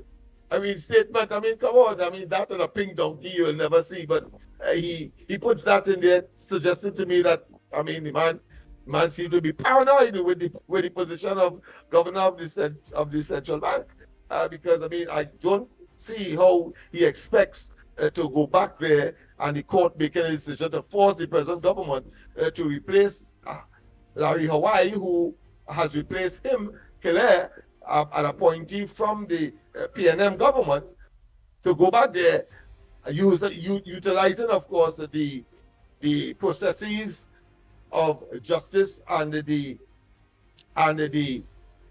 mechanisms that are used by the courts in order to come to a decision, one of which Kerr is hoping that the court will say, reinstate him. I could understand if they say a breach of contract, because he had a little way to go based on what he says transpired. Of course, there's two sides of a story, so the courts will hear the other side, the government side. But the point I am making is that then Kerr went to the not Kerr, but Rambaran went to the court on the basis of breach of contract, and he was compensated. He was awarded damages, it is called, of over $5 million for breach of contract, essentially. Why am I saying all of that? And why am I making a case for a pattern of behavior, a modus operandi? You see, Penny went up to the United Nations as well. And of course, taking selfie with, of course, the Prime Minister of Barbados and that of St. Vincent. And of course, you know, that is designed for domestic consumption, domestic political influential consumption.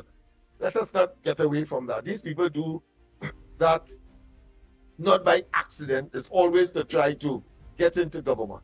But the overall view, consensus, if not unanimous, but certainly consensus, is that these people believe that government is their place, and Trinidad and Tobago's government must always be the PNM.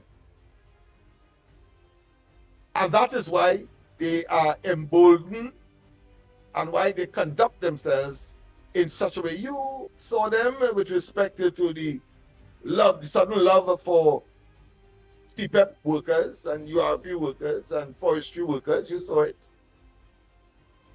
No such affection was displayed when they were in government by these very players who are now claiming that they love those persons who would have been affected. I am certain, of course, should I say, not permanently, temporarily, but they can't wait. They're pouncing on every opportunity to build into the psyche of the average gullible Trinbagonian, and of course making a mockery of the idea that when the UNC wins, everybody wins. I hear it on almost a daily basis right around here. Right around here on George Street, Nelson Street, etc. But by persons whose agenda it is to be a PNM focus, as well as would have been satisfied, brainwashed into believing that only the PNM can manage the affairs of Trinidad and Tobago. And the leadership, the 12+1 in opposition now, are giving that impression. So her presence in New York and the telegraphing back to Trinidad of taking selfie with, of course, prime ministers of the Caribbean. I think both of them, by their utterance and their conduct, really are at variance with the present Prime Minister of Trinidad and Tobago, Kamala Persad-Bissessar, and therefore it is not by accident, I say, that Penny would have taken those kinds of pictures to telegraph back to Trinidad to somehow sanitize, justify the incongruent or the anti-Trinidad and Tobago argument that suggests that the present administration is promoting a zone of war or potential war and not a zone of peace. And as I said, lacking all of the ingredients, lacking all of the cogs, lacking all of the variables, lacking all of the nuances. Let's take a call here, please, Lennox. The zone of peace. Good morning, my brother. This is your boy Carnage. Hey, go ahead, Ben. Sorry about that. Yes, go ahead. Lennox Smith, that scene with Penelope Beckers there, Lennox, she went up there to everybody know what, right? What them trying to do is to pressure the Prime Minister and she administration to make it look like she ain't doing nothing and she ain't care about the people, she ain't working for the people, and that everybody knows she went up there for the Prime Minister.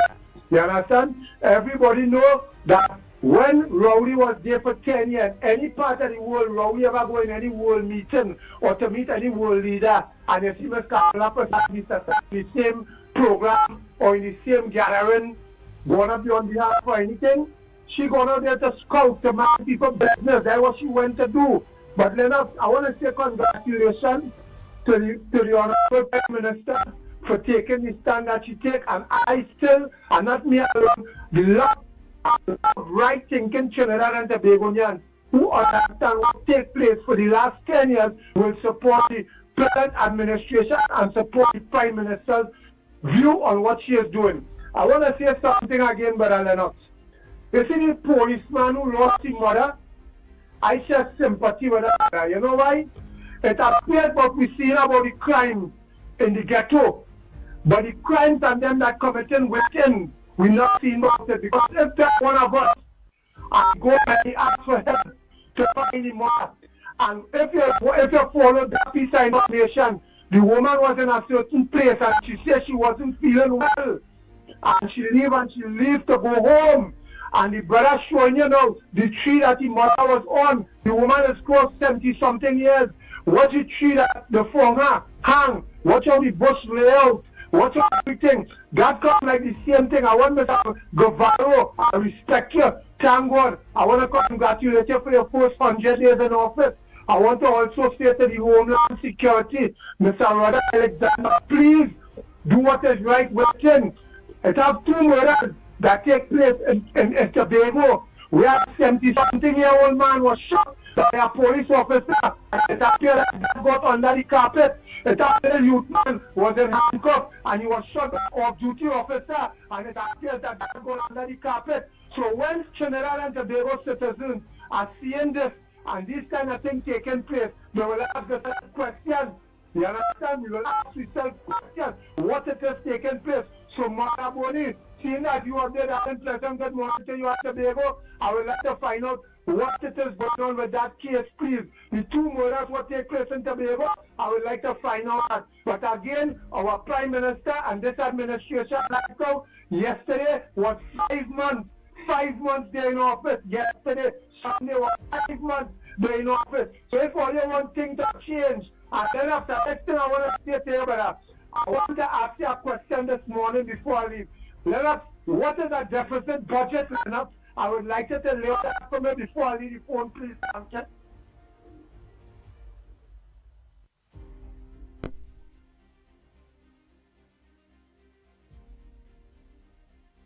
Go ahead, Lennox. Yes, sir, because as I said, I'm always amazed with the level of knowledge of the callers, and one that will always listen attentively, and of course, where there are clear deficiencies, that's the only time I will come in, or I may come in as well where there is a need to add something to reinforce the statement that would have been made by the caller. So I want to tell the caller, yes, your commendation of the Prime Minister is well placed. I think the concern that you have with respect to what has transpired in Tobago, and of course, as a previous caller did, concern with respect to the tragedy and the trauma, really, that young police officer would have suffered consequential of the death. He believes it is there is foul play within, and of course you have identified some of the areas that he had outlined to suggest foul play, while of course officially his co-workers, he happened to be a police officer, happening to be a police officer as well, have concluded, which of course he believes merits at least further investigations along the, should I say, the lines that he would have suggested. I mean, that is how it goes. In the absence of physical evidence, well, the physical evidence in that case is that she in fact died and that she was found hanging, yes.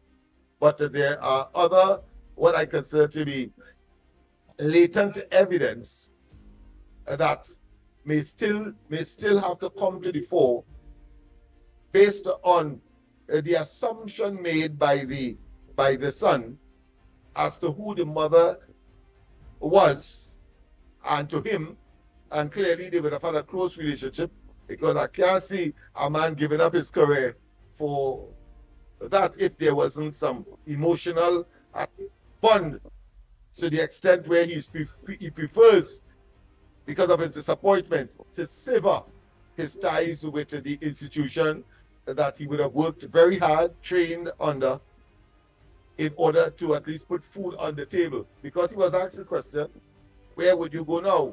And of course he says he leaves it up to God. I think that was a wonderful statement, because you really don't know where you will end up in this life. I never thought I would have been talking to you every morning or every night several years ago, but that's how it is. All right, so let's get back to well, of course, I think I've concluded my assessment as to the reasoning why Penny would have been in New York, and I know too that she would have taken advantage of her time spent as the ambassador, provided or courtesy Dr. Rowley when he was in office. And of course, we know that one of the reasons for Rowley sending her there was largely to, not that she may be the best person fit for the job, but because he didn't want any competition at the time and challenge to his leadership. And of course, history has shown, evolution has, of course, dictated that she, in spite of his efforts, she is now, of course, the political leader of the PNM. Whether that is good or bad, well, of course, time will tell. But what we know for sure is that her conduct and her presence in New York at the timing with the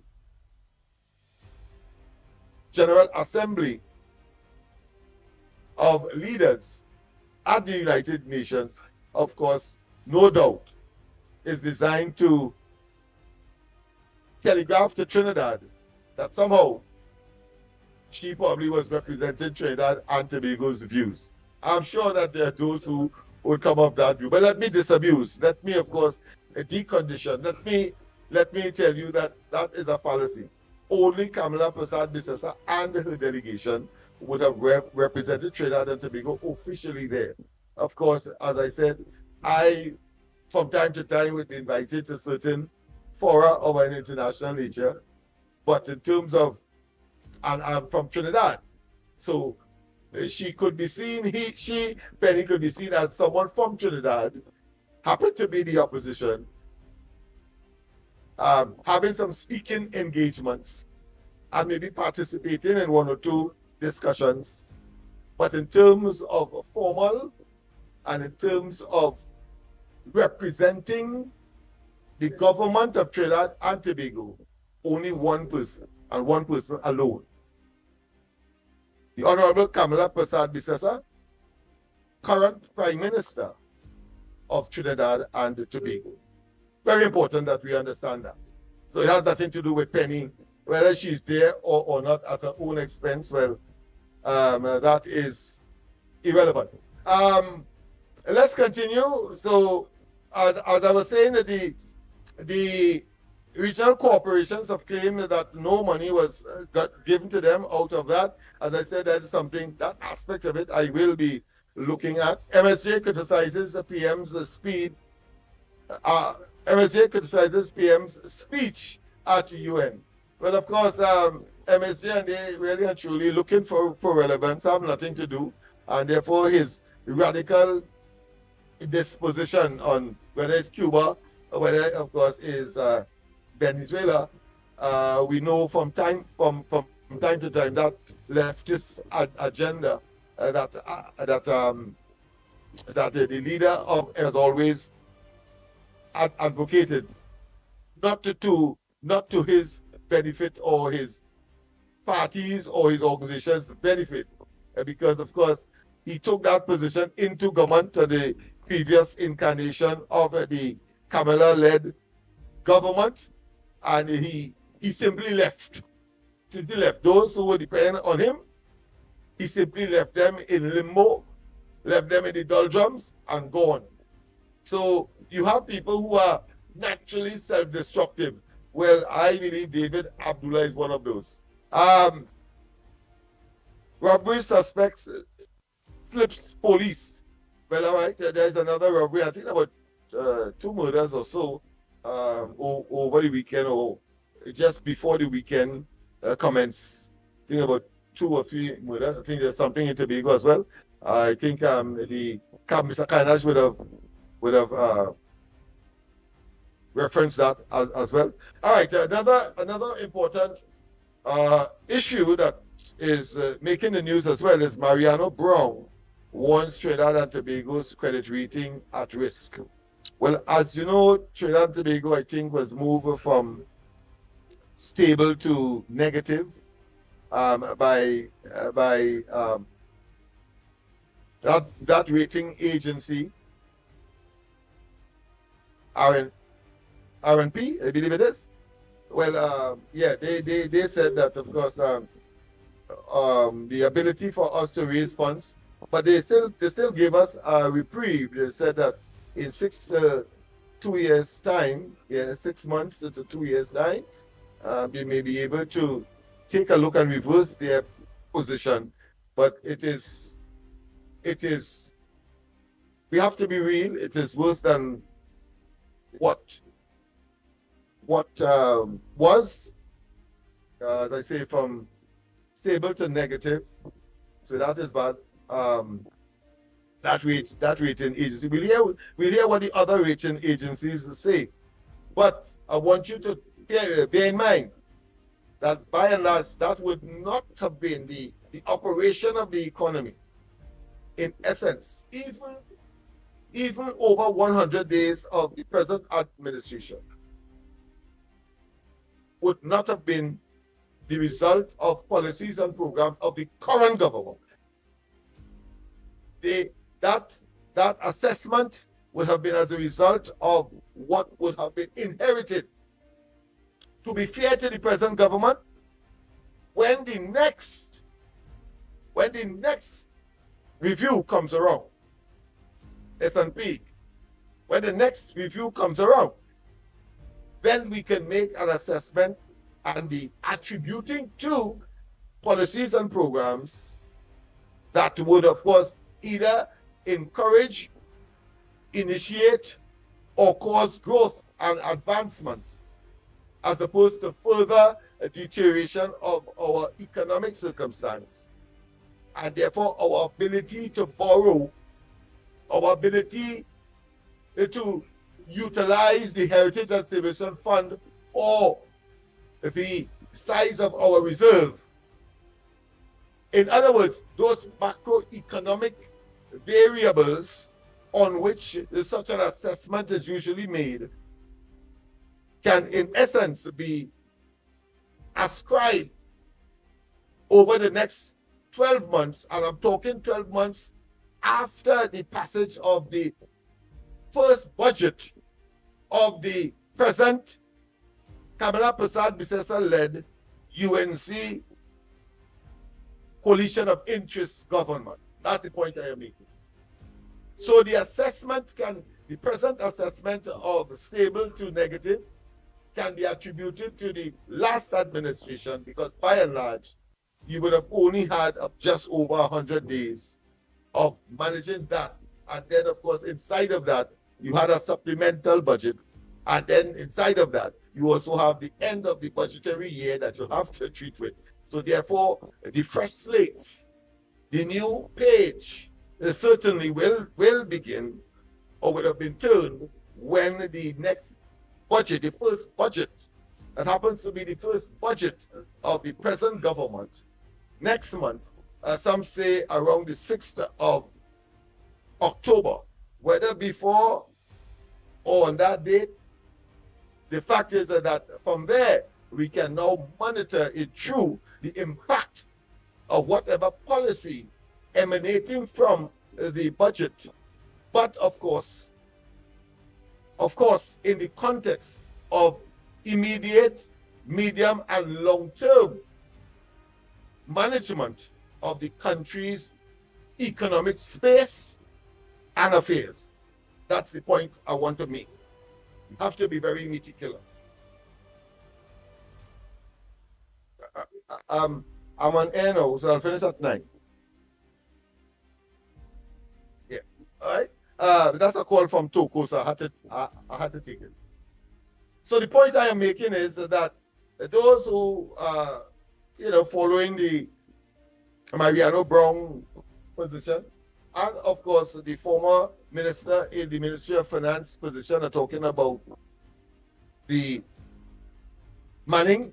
Yes, they are glad that, of course, that there is this negative outlook, but you must be able to be discerning and attribute the position. And if blame is to be projected it is projected where it is right so to be. Right so to be.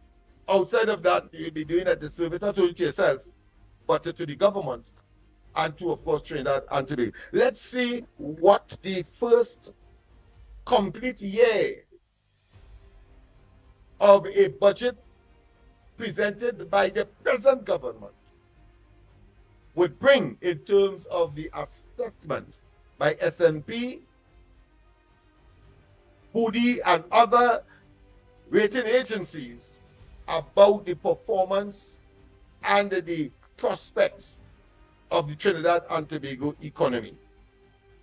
Right? So I want to make that clear. So when you are reading, read into it as well those factors that you may not factor in, except to see it as raw data and raw confirmation without, of course, understanding the timeline that is now required to give the present administration the leeway, the space to have their programs and initiatives manifest itself in such a way so as to impact any future assessment of Trinidad and Tobago's economy by these rating agencies. All right, so there we have it. Of course, Pleasantville, man, 38 gunned down. So I was making the point about 2 or 3 murders over and entering the last weekend. All right, ex-cop shoots 2 men in Aruka. So you see, so I think I don't know if that's occurred there, but I think the cop might be in hot water, because I think it was a situation where you have to be so careful. It's a situation where, of course, I think it's a neighbor, the ex-cop, of course, a licensed gun, licensed fire, was of the view that the neighbor's car was being stolen, and he shot. From my interpretation of it, the car was moving from its place of park, and I think people got shot. And I think from the way the article ended, it looked as though it may have been, in other words, in my assessment, friends of the neighbors who had a right probably to move the vehicle. So you see how that is important. And it reminds me of the situation where there was a neighbor in Tobago who pulled his gun as well,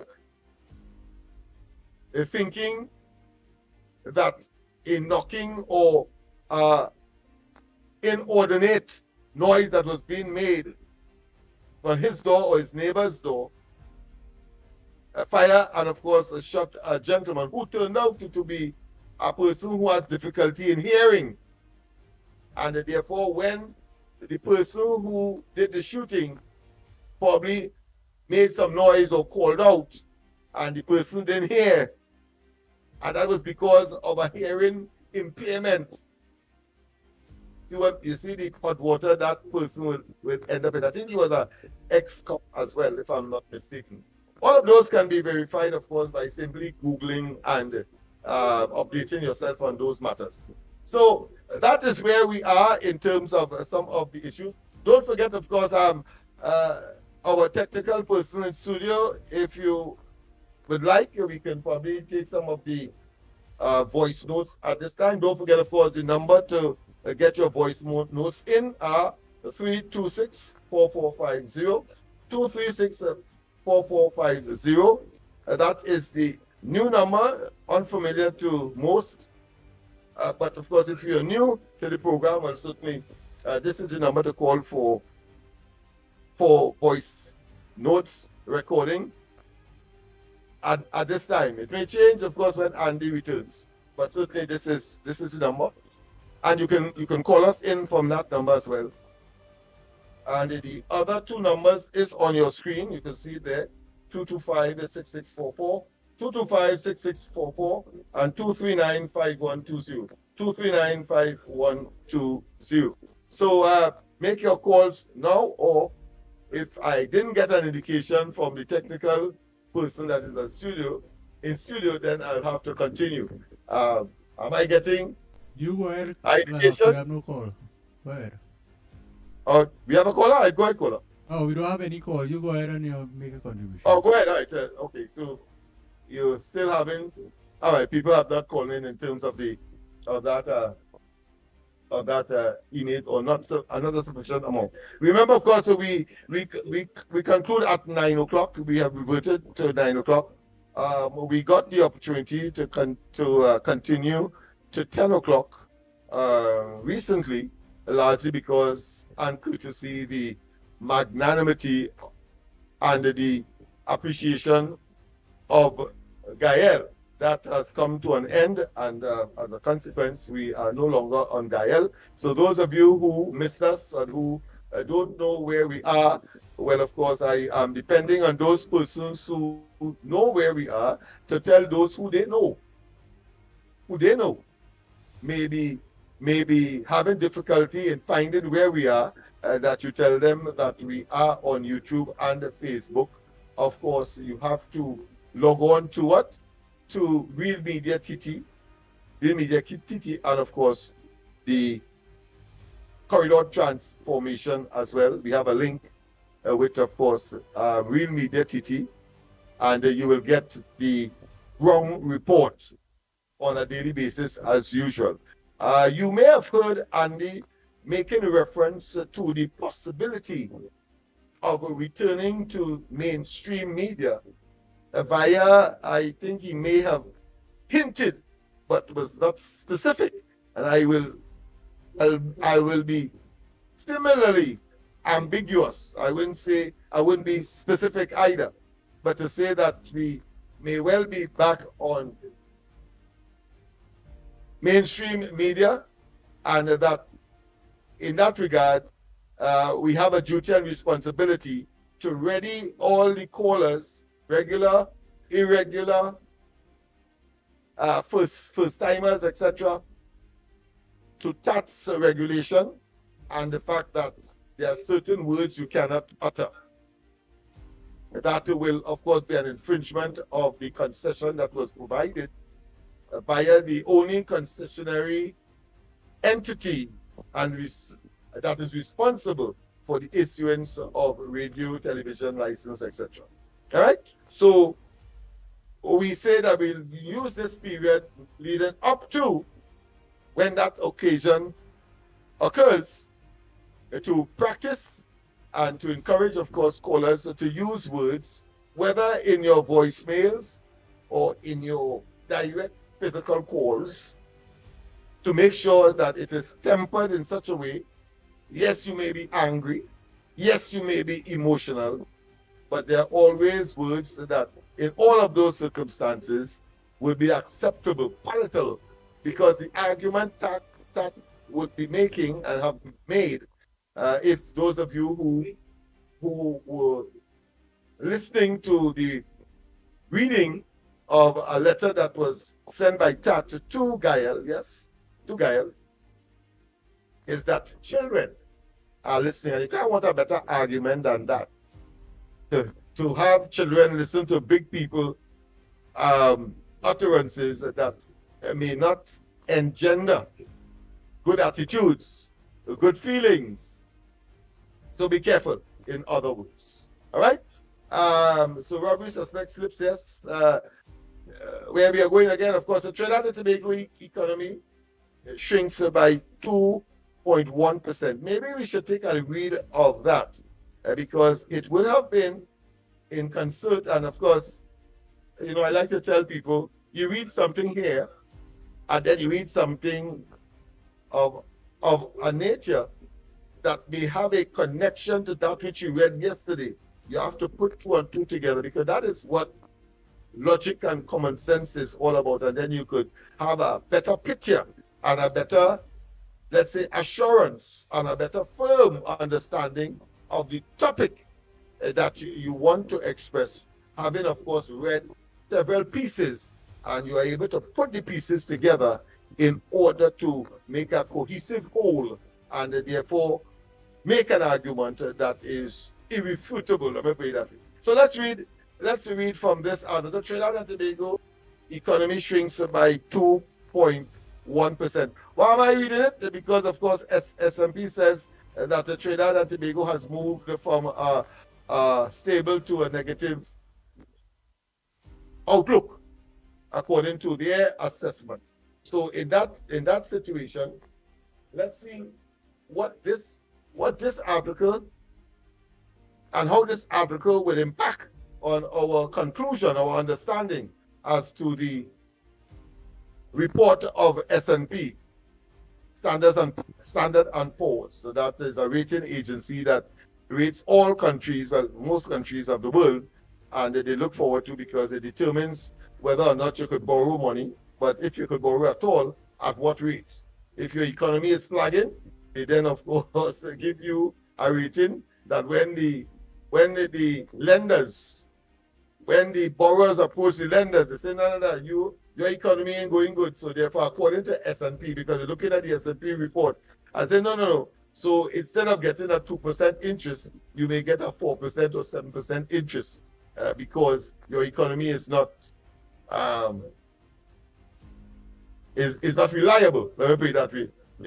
Even though, of course, at the end of the day, countries do pay back their money unless, of course, that they are owing, unless, of course, they get some kind of debt relief, which, of course, is part and parcel of the whole process of making sure that economies across the globe sustain its people, because that is what the economy is all about. You saw the disaster in Sri Lanka recently, and I think another country recently as well, in terms of a collapse of its economy, quite apart from Venezuela. Yes, we know Venezuela, but certainly, I think it was one of those countries that is close to India. I'll get it to now in a while, but certainly Sri Lanka is probably the most modern, where the entire economy collapsed because S&P, and they say that they do not worth, the dollar do not worth, the money do not worth the ink that it was printed on or printed with. All right, this country's economy contracted by 2.1% in the first quarter of 2025.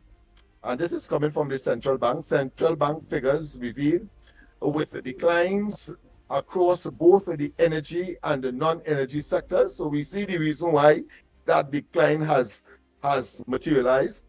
It was a development the bank's monetary policy committee cited when it left the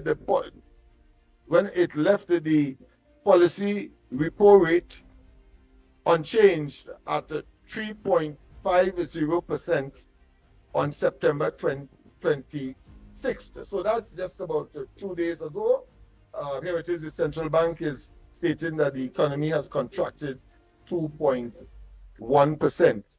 There are certain measures or measurements that will make an economist and those persons who are versed in these matters indicate whether or not an economy has shrunk.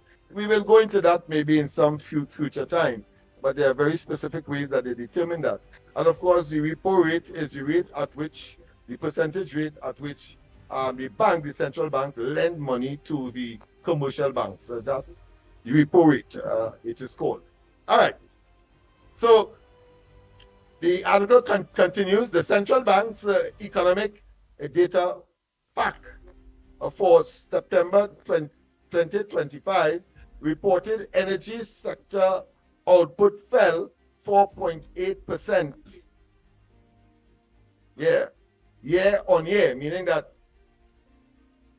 it fell 4.8% year on year, meaning that compared to last year, the same time, you see that this year it shrunk, it fell lower than what transpired last year. That's what that statement says essentially.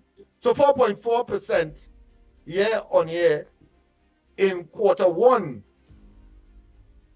while the non-energy sector contracted by 1%, underlining that the downturn was broad-based. So they are making the justification for the 2.1 decline in the economy in the first quarter of 2025. All right, it means therefore the first quarter of 2025, if the quarter begins in January 2025, it means that the PNM would have been in office, not so? The first quarter would have ended January, February, March, thereabout. So just before the new government came into office. The central banks, right, these declines, the bank said, were reflected in a mixed performance across petroleum and related industries.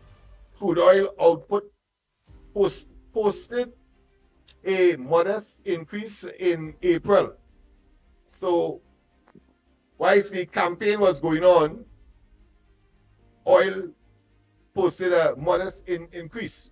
But by and large, the first quarter and this 2-point-something decline would have been as a result of the economic policies or the management of the economy by the PNM. That's not waste time. January, this government came into office on the 28th. Why am I saying that? Or why did I say, of course, you read something one place and then, of course, you read something the next place and you can now, of course, coalesce. You can now get a better picture. Well, you now understand why it is that S&P would be saying that the Trinidad and Tobago's performance is not as healthy as we would have liked, and therefore they further downgraded Trinidad and Tobago. That is the reason you're seeing now in this article why that occurred.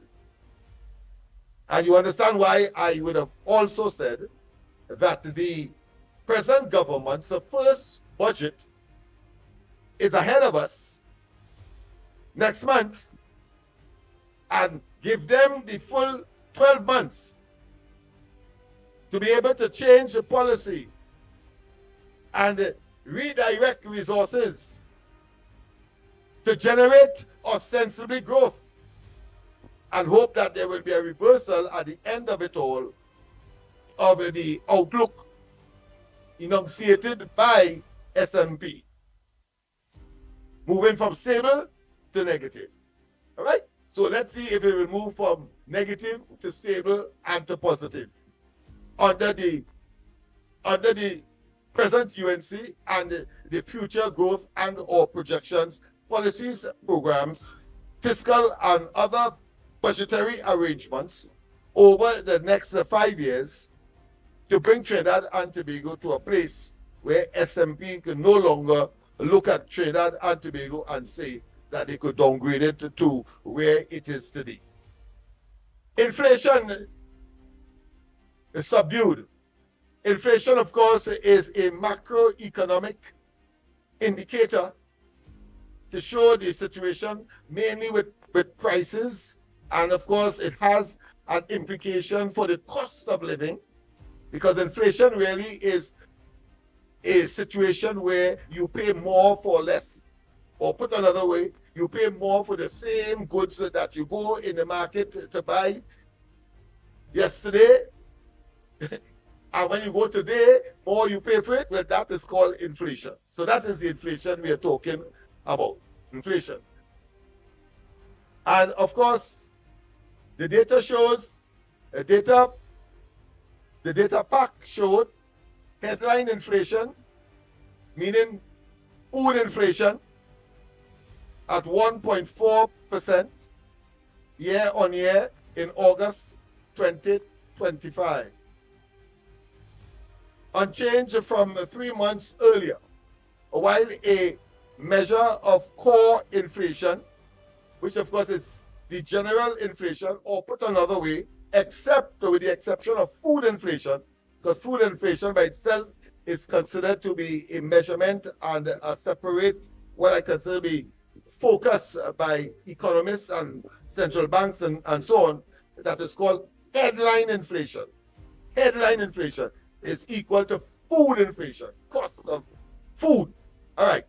Right, of course, the other, anything without food would be considered another kind of inflation, which of course is what I indicated earlier. So core inflation rose modestly to about 1%. So you're paying a little more still in that period that is under consideration. The bank noted that the food inflation eased as vegetable prices declined, even as wholesale and building material prices recorded modest increases. So again, you see the movement of prices that determines and is the basis for determining the inflationary rate and situation of a country. The committee highlighted as uncertain global backdrop, including geopolitical tensions and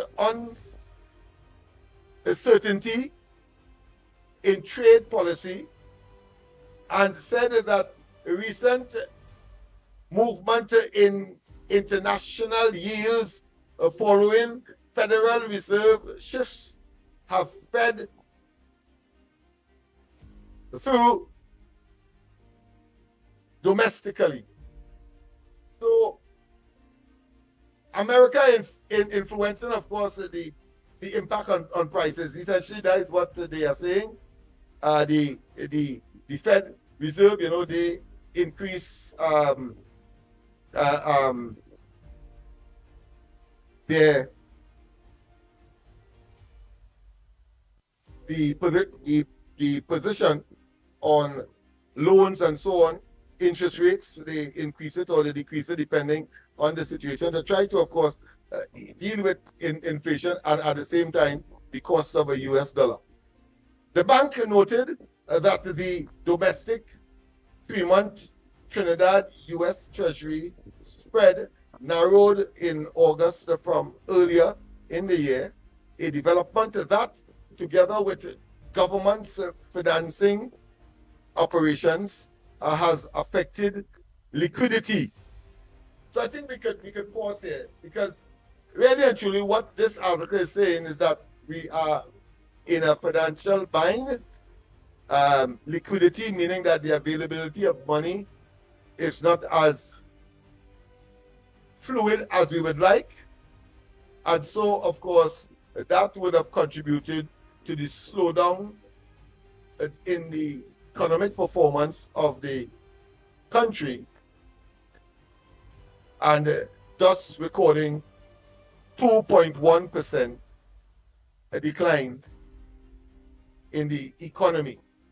And if we take, maybe it might be useful to take Mariano Brown's position, read some part of that, to mix it in with what we know of what SMP said, what we know here in terms of the central bank's position as to the deterioration of our economic circumstance, and maybe we be able to come up with an argument. But you see, why I am very skeptical about using Mariano Brown is because he is not a totally objective, let's say, professional, because he comes across at times as having a particular bias. Because the article, for example, which indicates his comments on the economy, let me just get it here.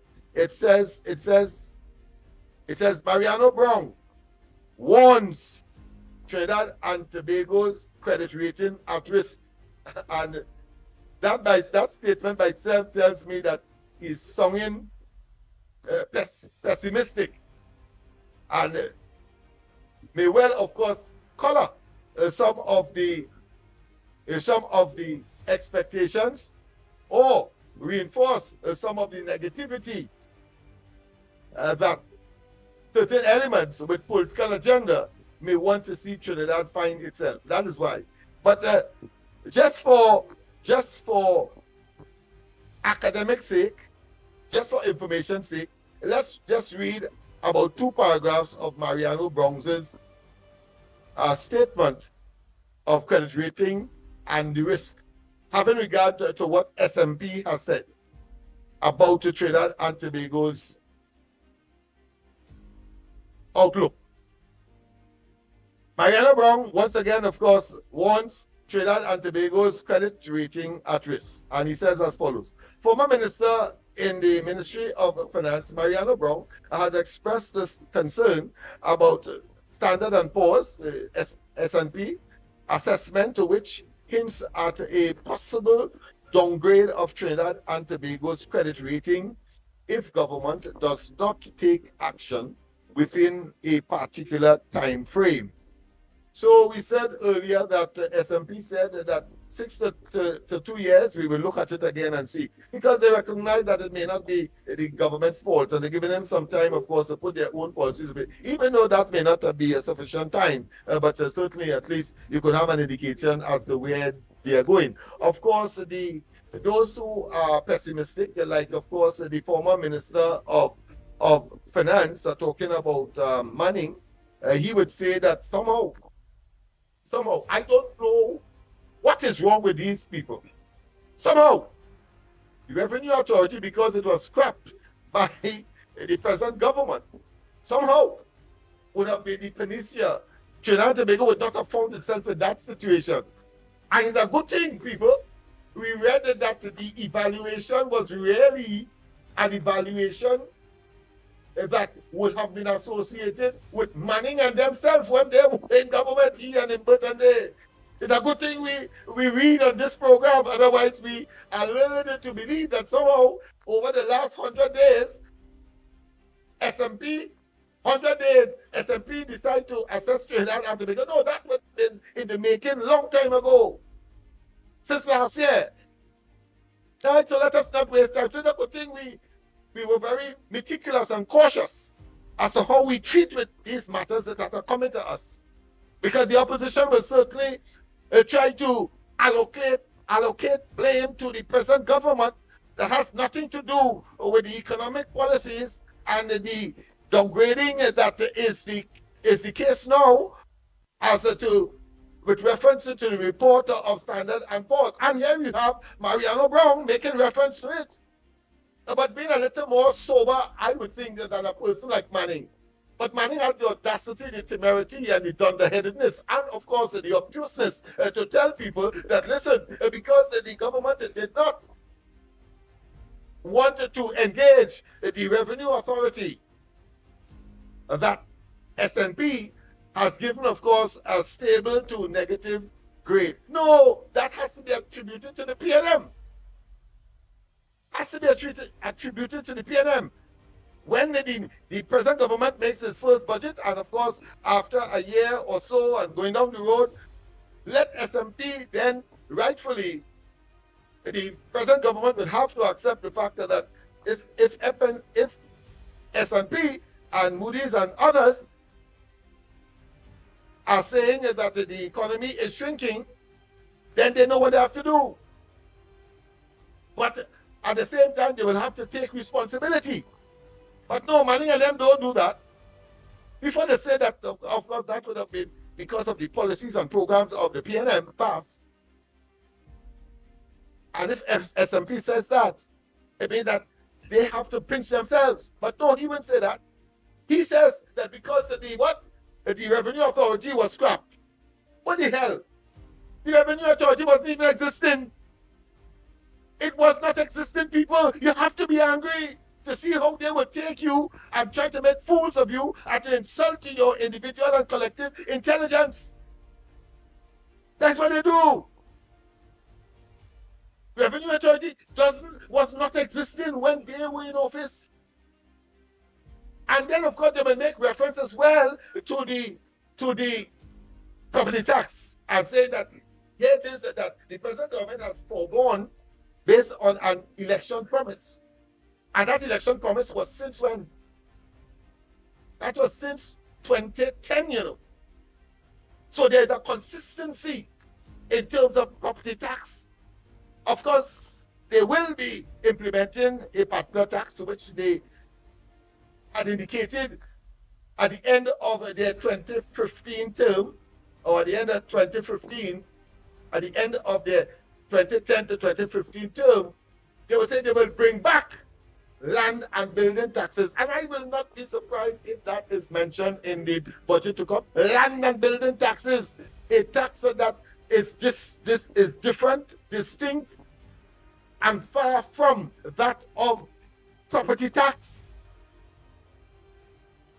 And what is even more dishonest of the PNM and its minions and its advocates is this: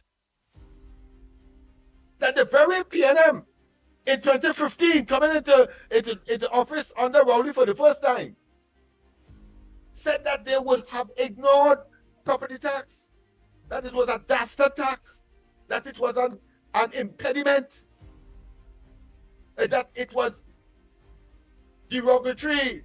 Yeah, because Rowley said that when he wanted, back in 2008, thereabout, when he wanted Rowley's, when he wanted Manning's position, I'm talking about Patrick Manning's position, he said that none of his residents in his constituency, none of them could afford $100. But I want to tell you, he has implemented if he had his way, and did in fact implement it, because we collected about 100 and something $1 million from it, he would have implemented a tax where at minimum,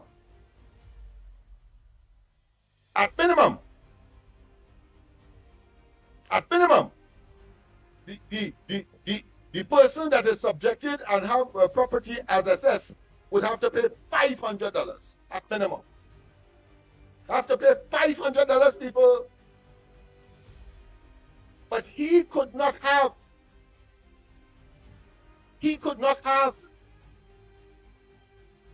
when he was opposing Patrick Manning in 2008, 2009 to get where he ended up, the most incompetent prime minister. He was saying that none of his burgesses, none of his constituents could afford $100. 100 people. Don't forget that. I am referring and talking directly, of course, to those CPEP workers that they are trying to exploit at this point in time. Those, of course, URP workers. At the end of the day, there will be a replacement. This government says what it means and means what it says. And I was telling you on the basis of property tax, here it is. They said that there will be no property tax back in 2010. Almost 10 years elapsed after they were out of office and get back into office, and they have dismissed and rescinded property tax. Unlike Rowley, Rowley agreed in 2015 during that election at the Hyatt. I don't get me vexed before somehow I find a way to play it for it to hear him. He and him speak. He said in uncertain terms that the property tax will not to be a consideration of his government. And he went further. That is why I could say with confidence that I will not be surprised if land and building taxes are brought back in the budget of the present government. Because he, Rowley, in agreeing back in 2015 at the Hyatt in front of diplomats who were witnesses, apart from Trinidad and Tobago, the entire population that were looking at that PNM event leading up to the 2015 elections. Rowley acknowledged the same Larry Hawaii, who is today the governor of the central bank, was the Minister of Finance under the Kamala Prasad partnership government in 2015, up to 2015. He, Rowley, said that Hawaii said that the government then would be reverting to land and building taxes and indicating in no uncertain terms. There had to be no rocket scientist to understand that. You don't have to be suggesting that they would do away with property tax and revert to land and building taxes, which was a tax that was there before they came in to office. I'm talking about Kamala Persad-Bissessar in 2010. They're going to revert back to that because they were always opposed to property tax. Rowley said that he was opposed to property tax in Manning administration, of which he was a part, leading up to the 2015 general elections. And becoming prime minister, he then now reneges, believing that we're stupid and making a different argument that somehow that will be for what? For the financing of regional corporations. And that is why they bring it in. But he didn't say that then. As distinct and opposed to Kamala Persad-Bissessar and the UNC that said in 2010 they will not study, they will not encourage, they will not implement anything called property tax. She said the same thing in 2015 as well.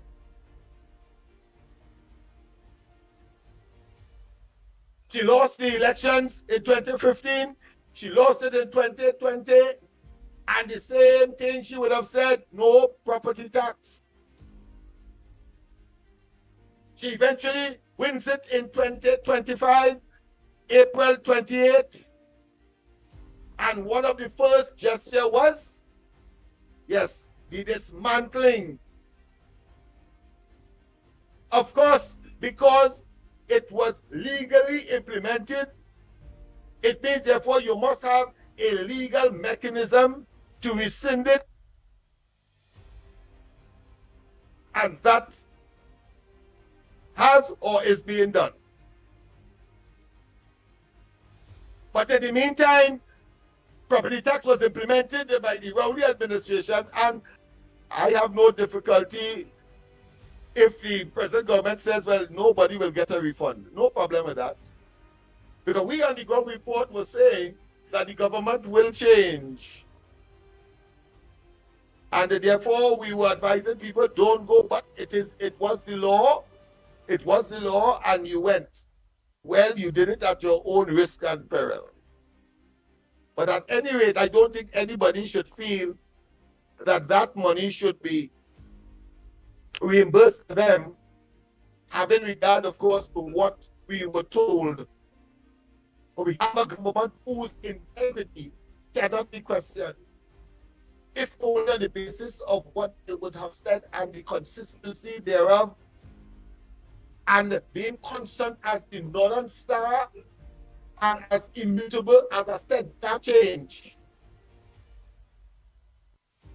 As far as property tax is concerned, and if they are consistent there, then it means therefore every other thing follows.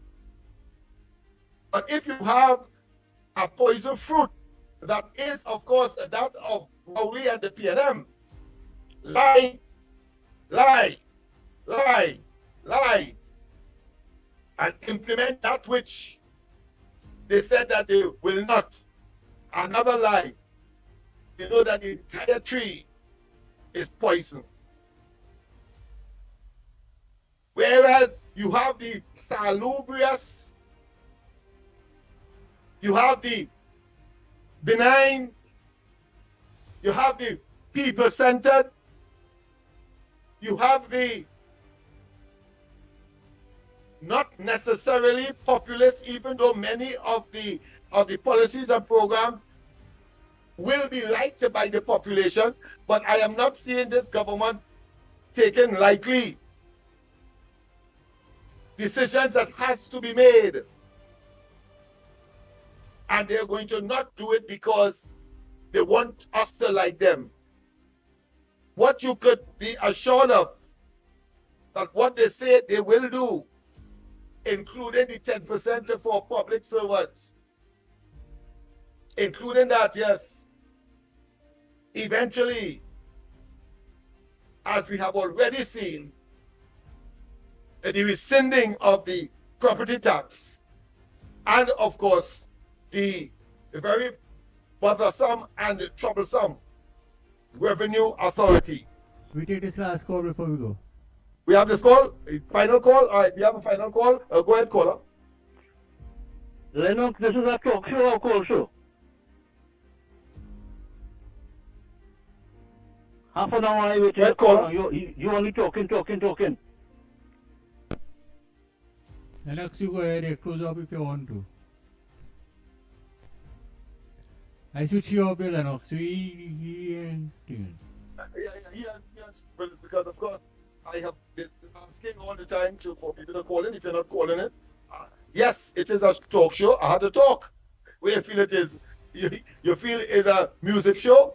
I mean, come on, man. You get to know like when we get that in a show, on a talk show. Yes, it is a talk show. The thing about it is that you have to call, and as you call before you have an opportunity to make a contribution. You're asking me if it's a talk show. Well, we're calling for it. Yes, it is a talk show, and we expect you to talk. All right? But don't ask me if it's a talk show.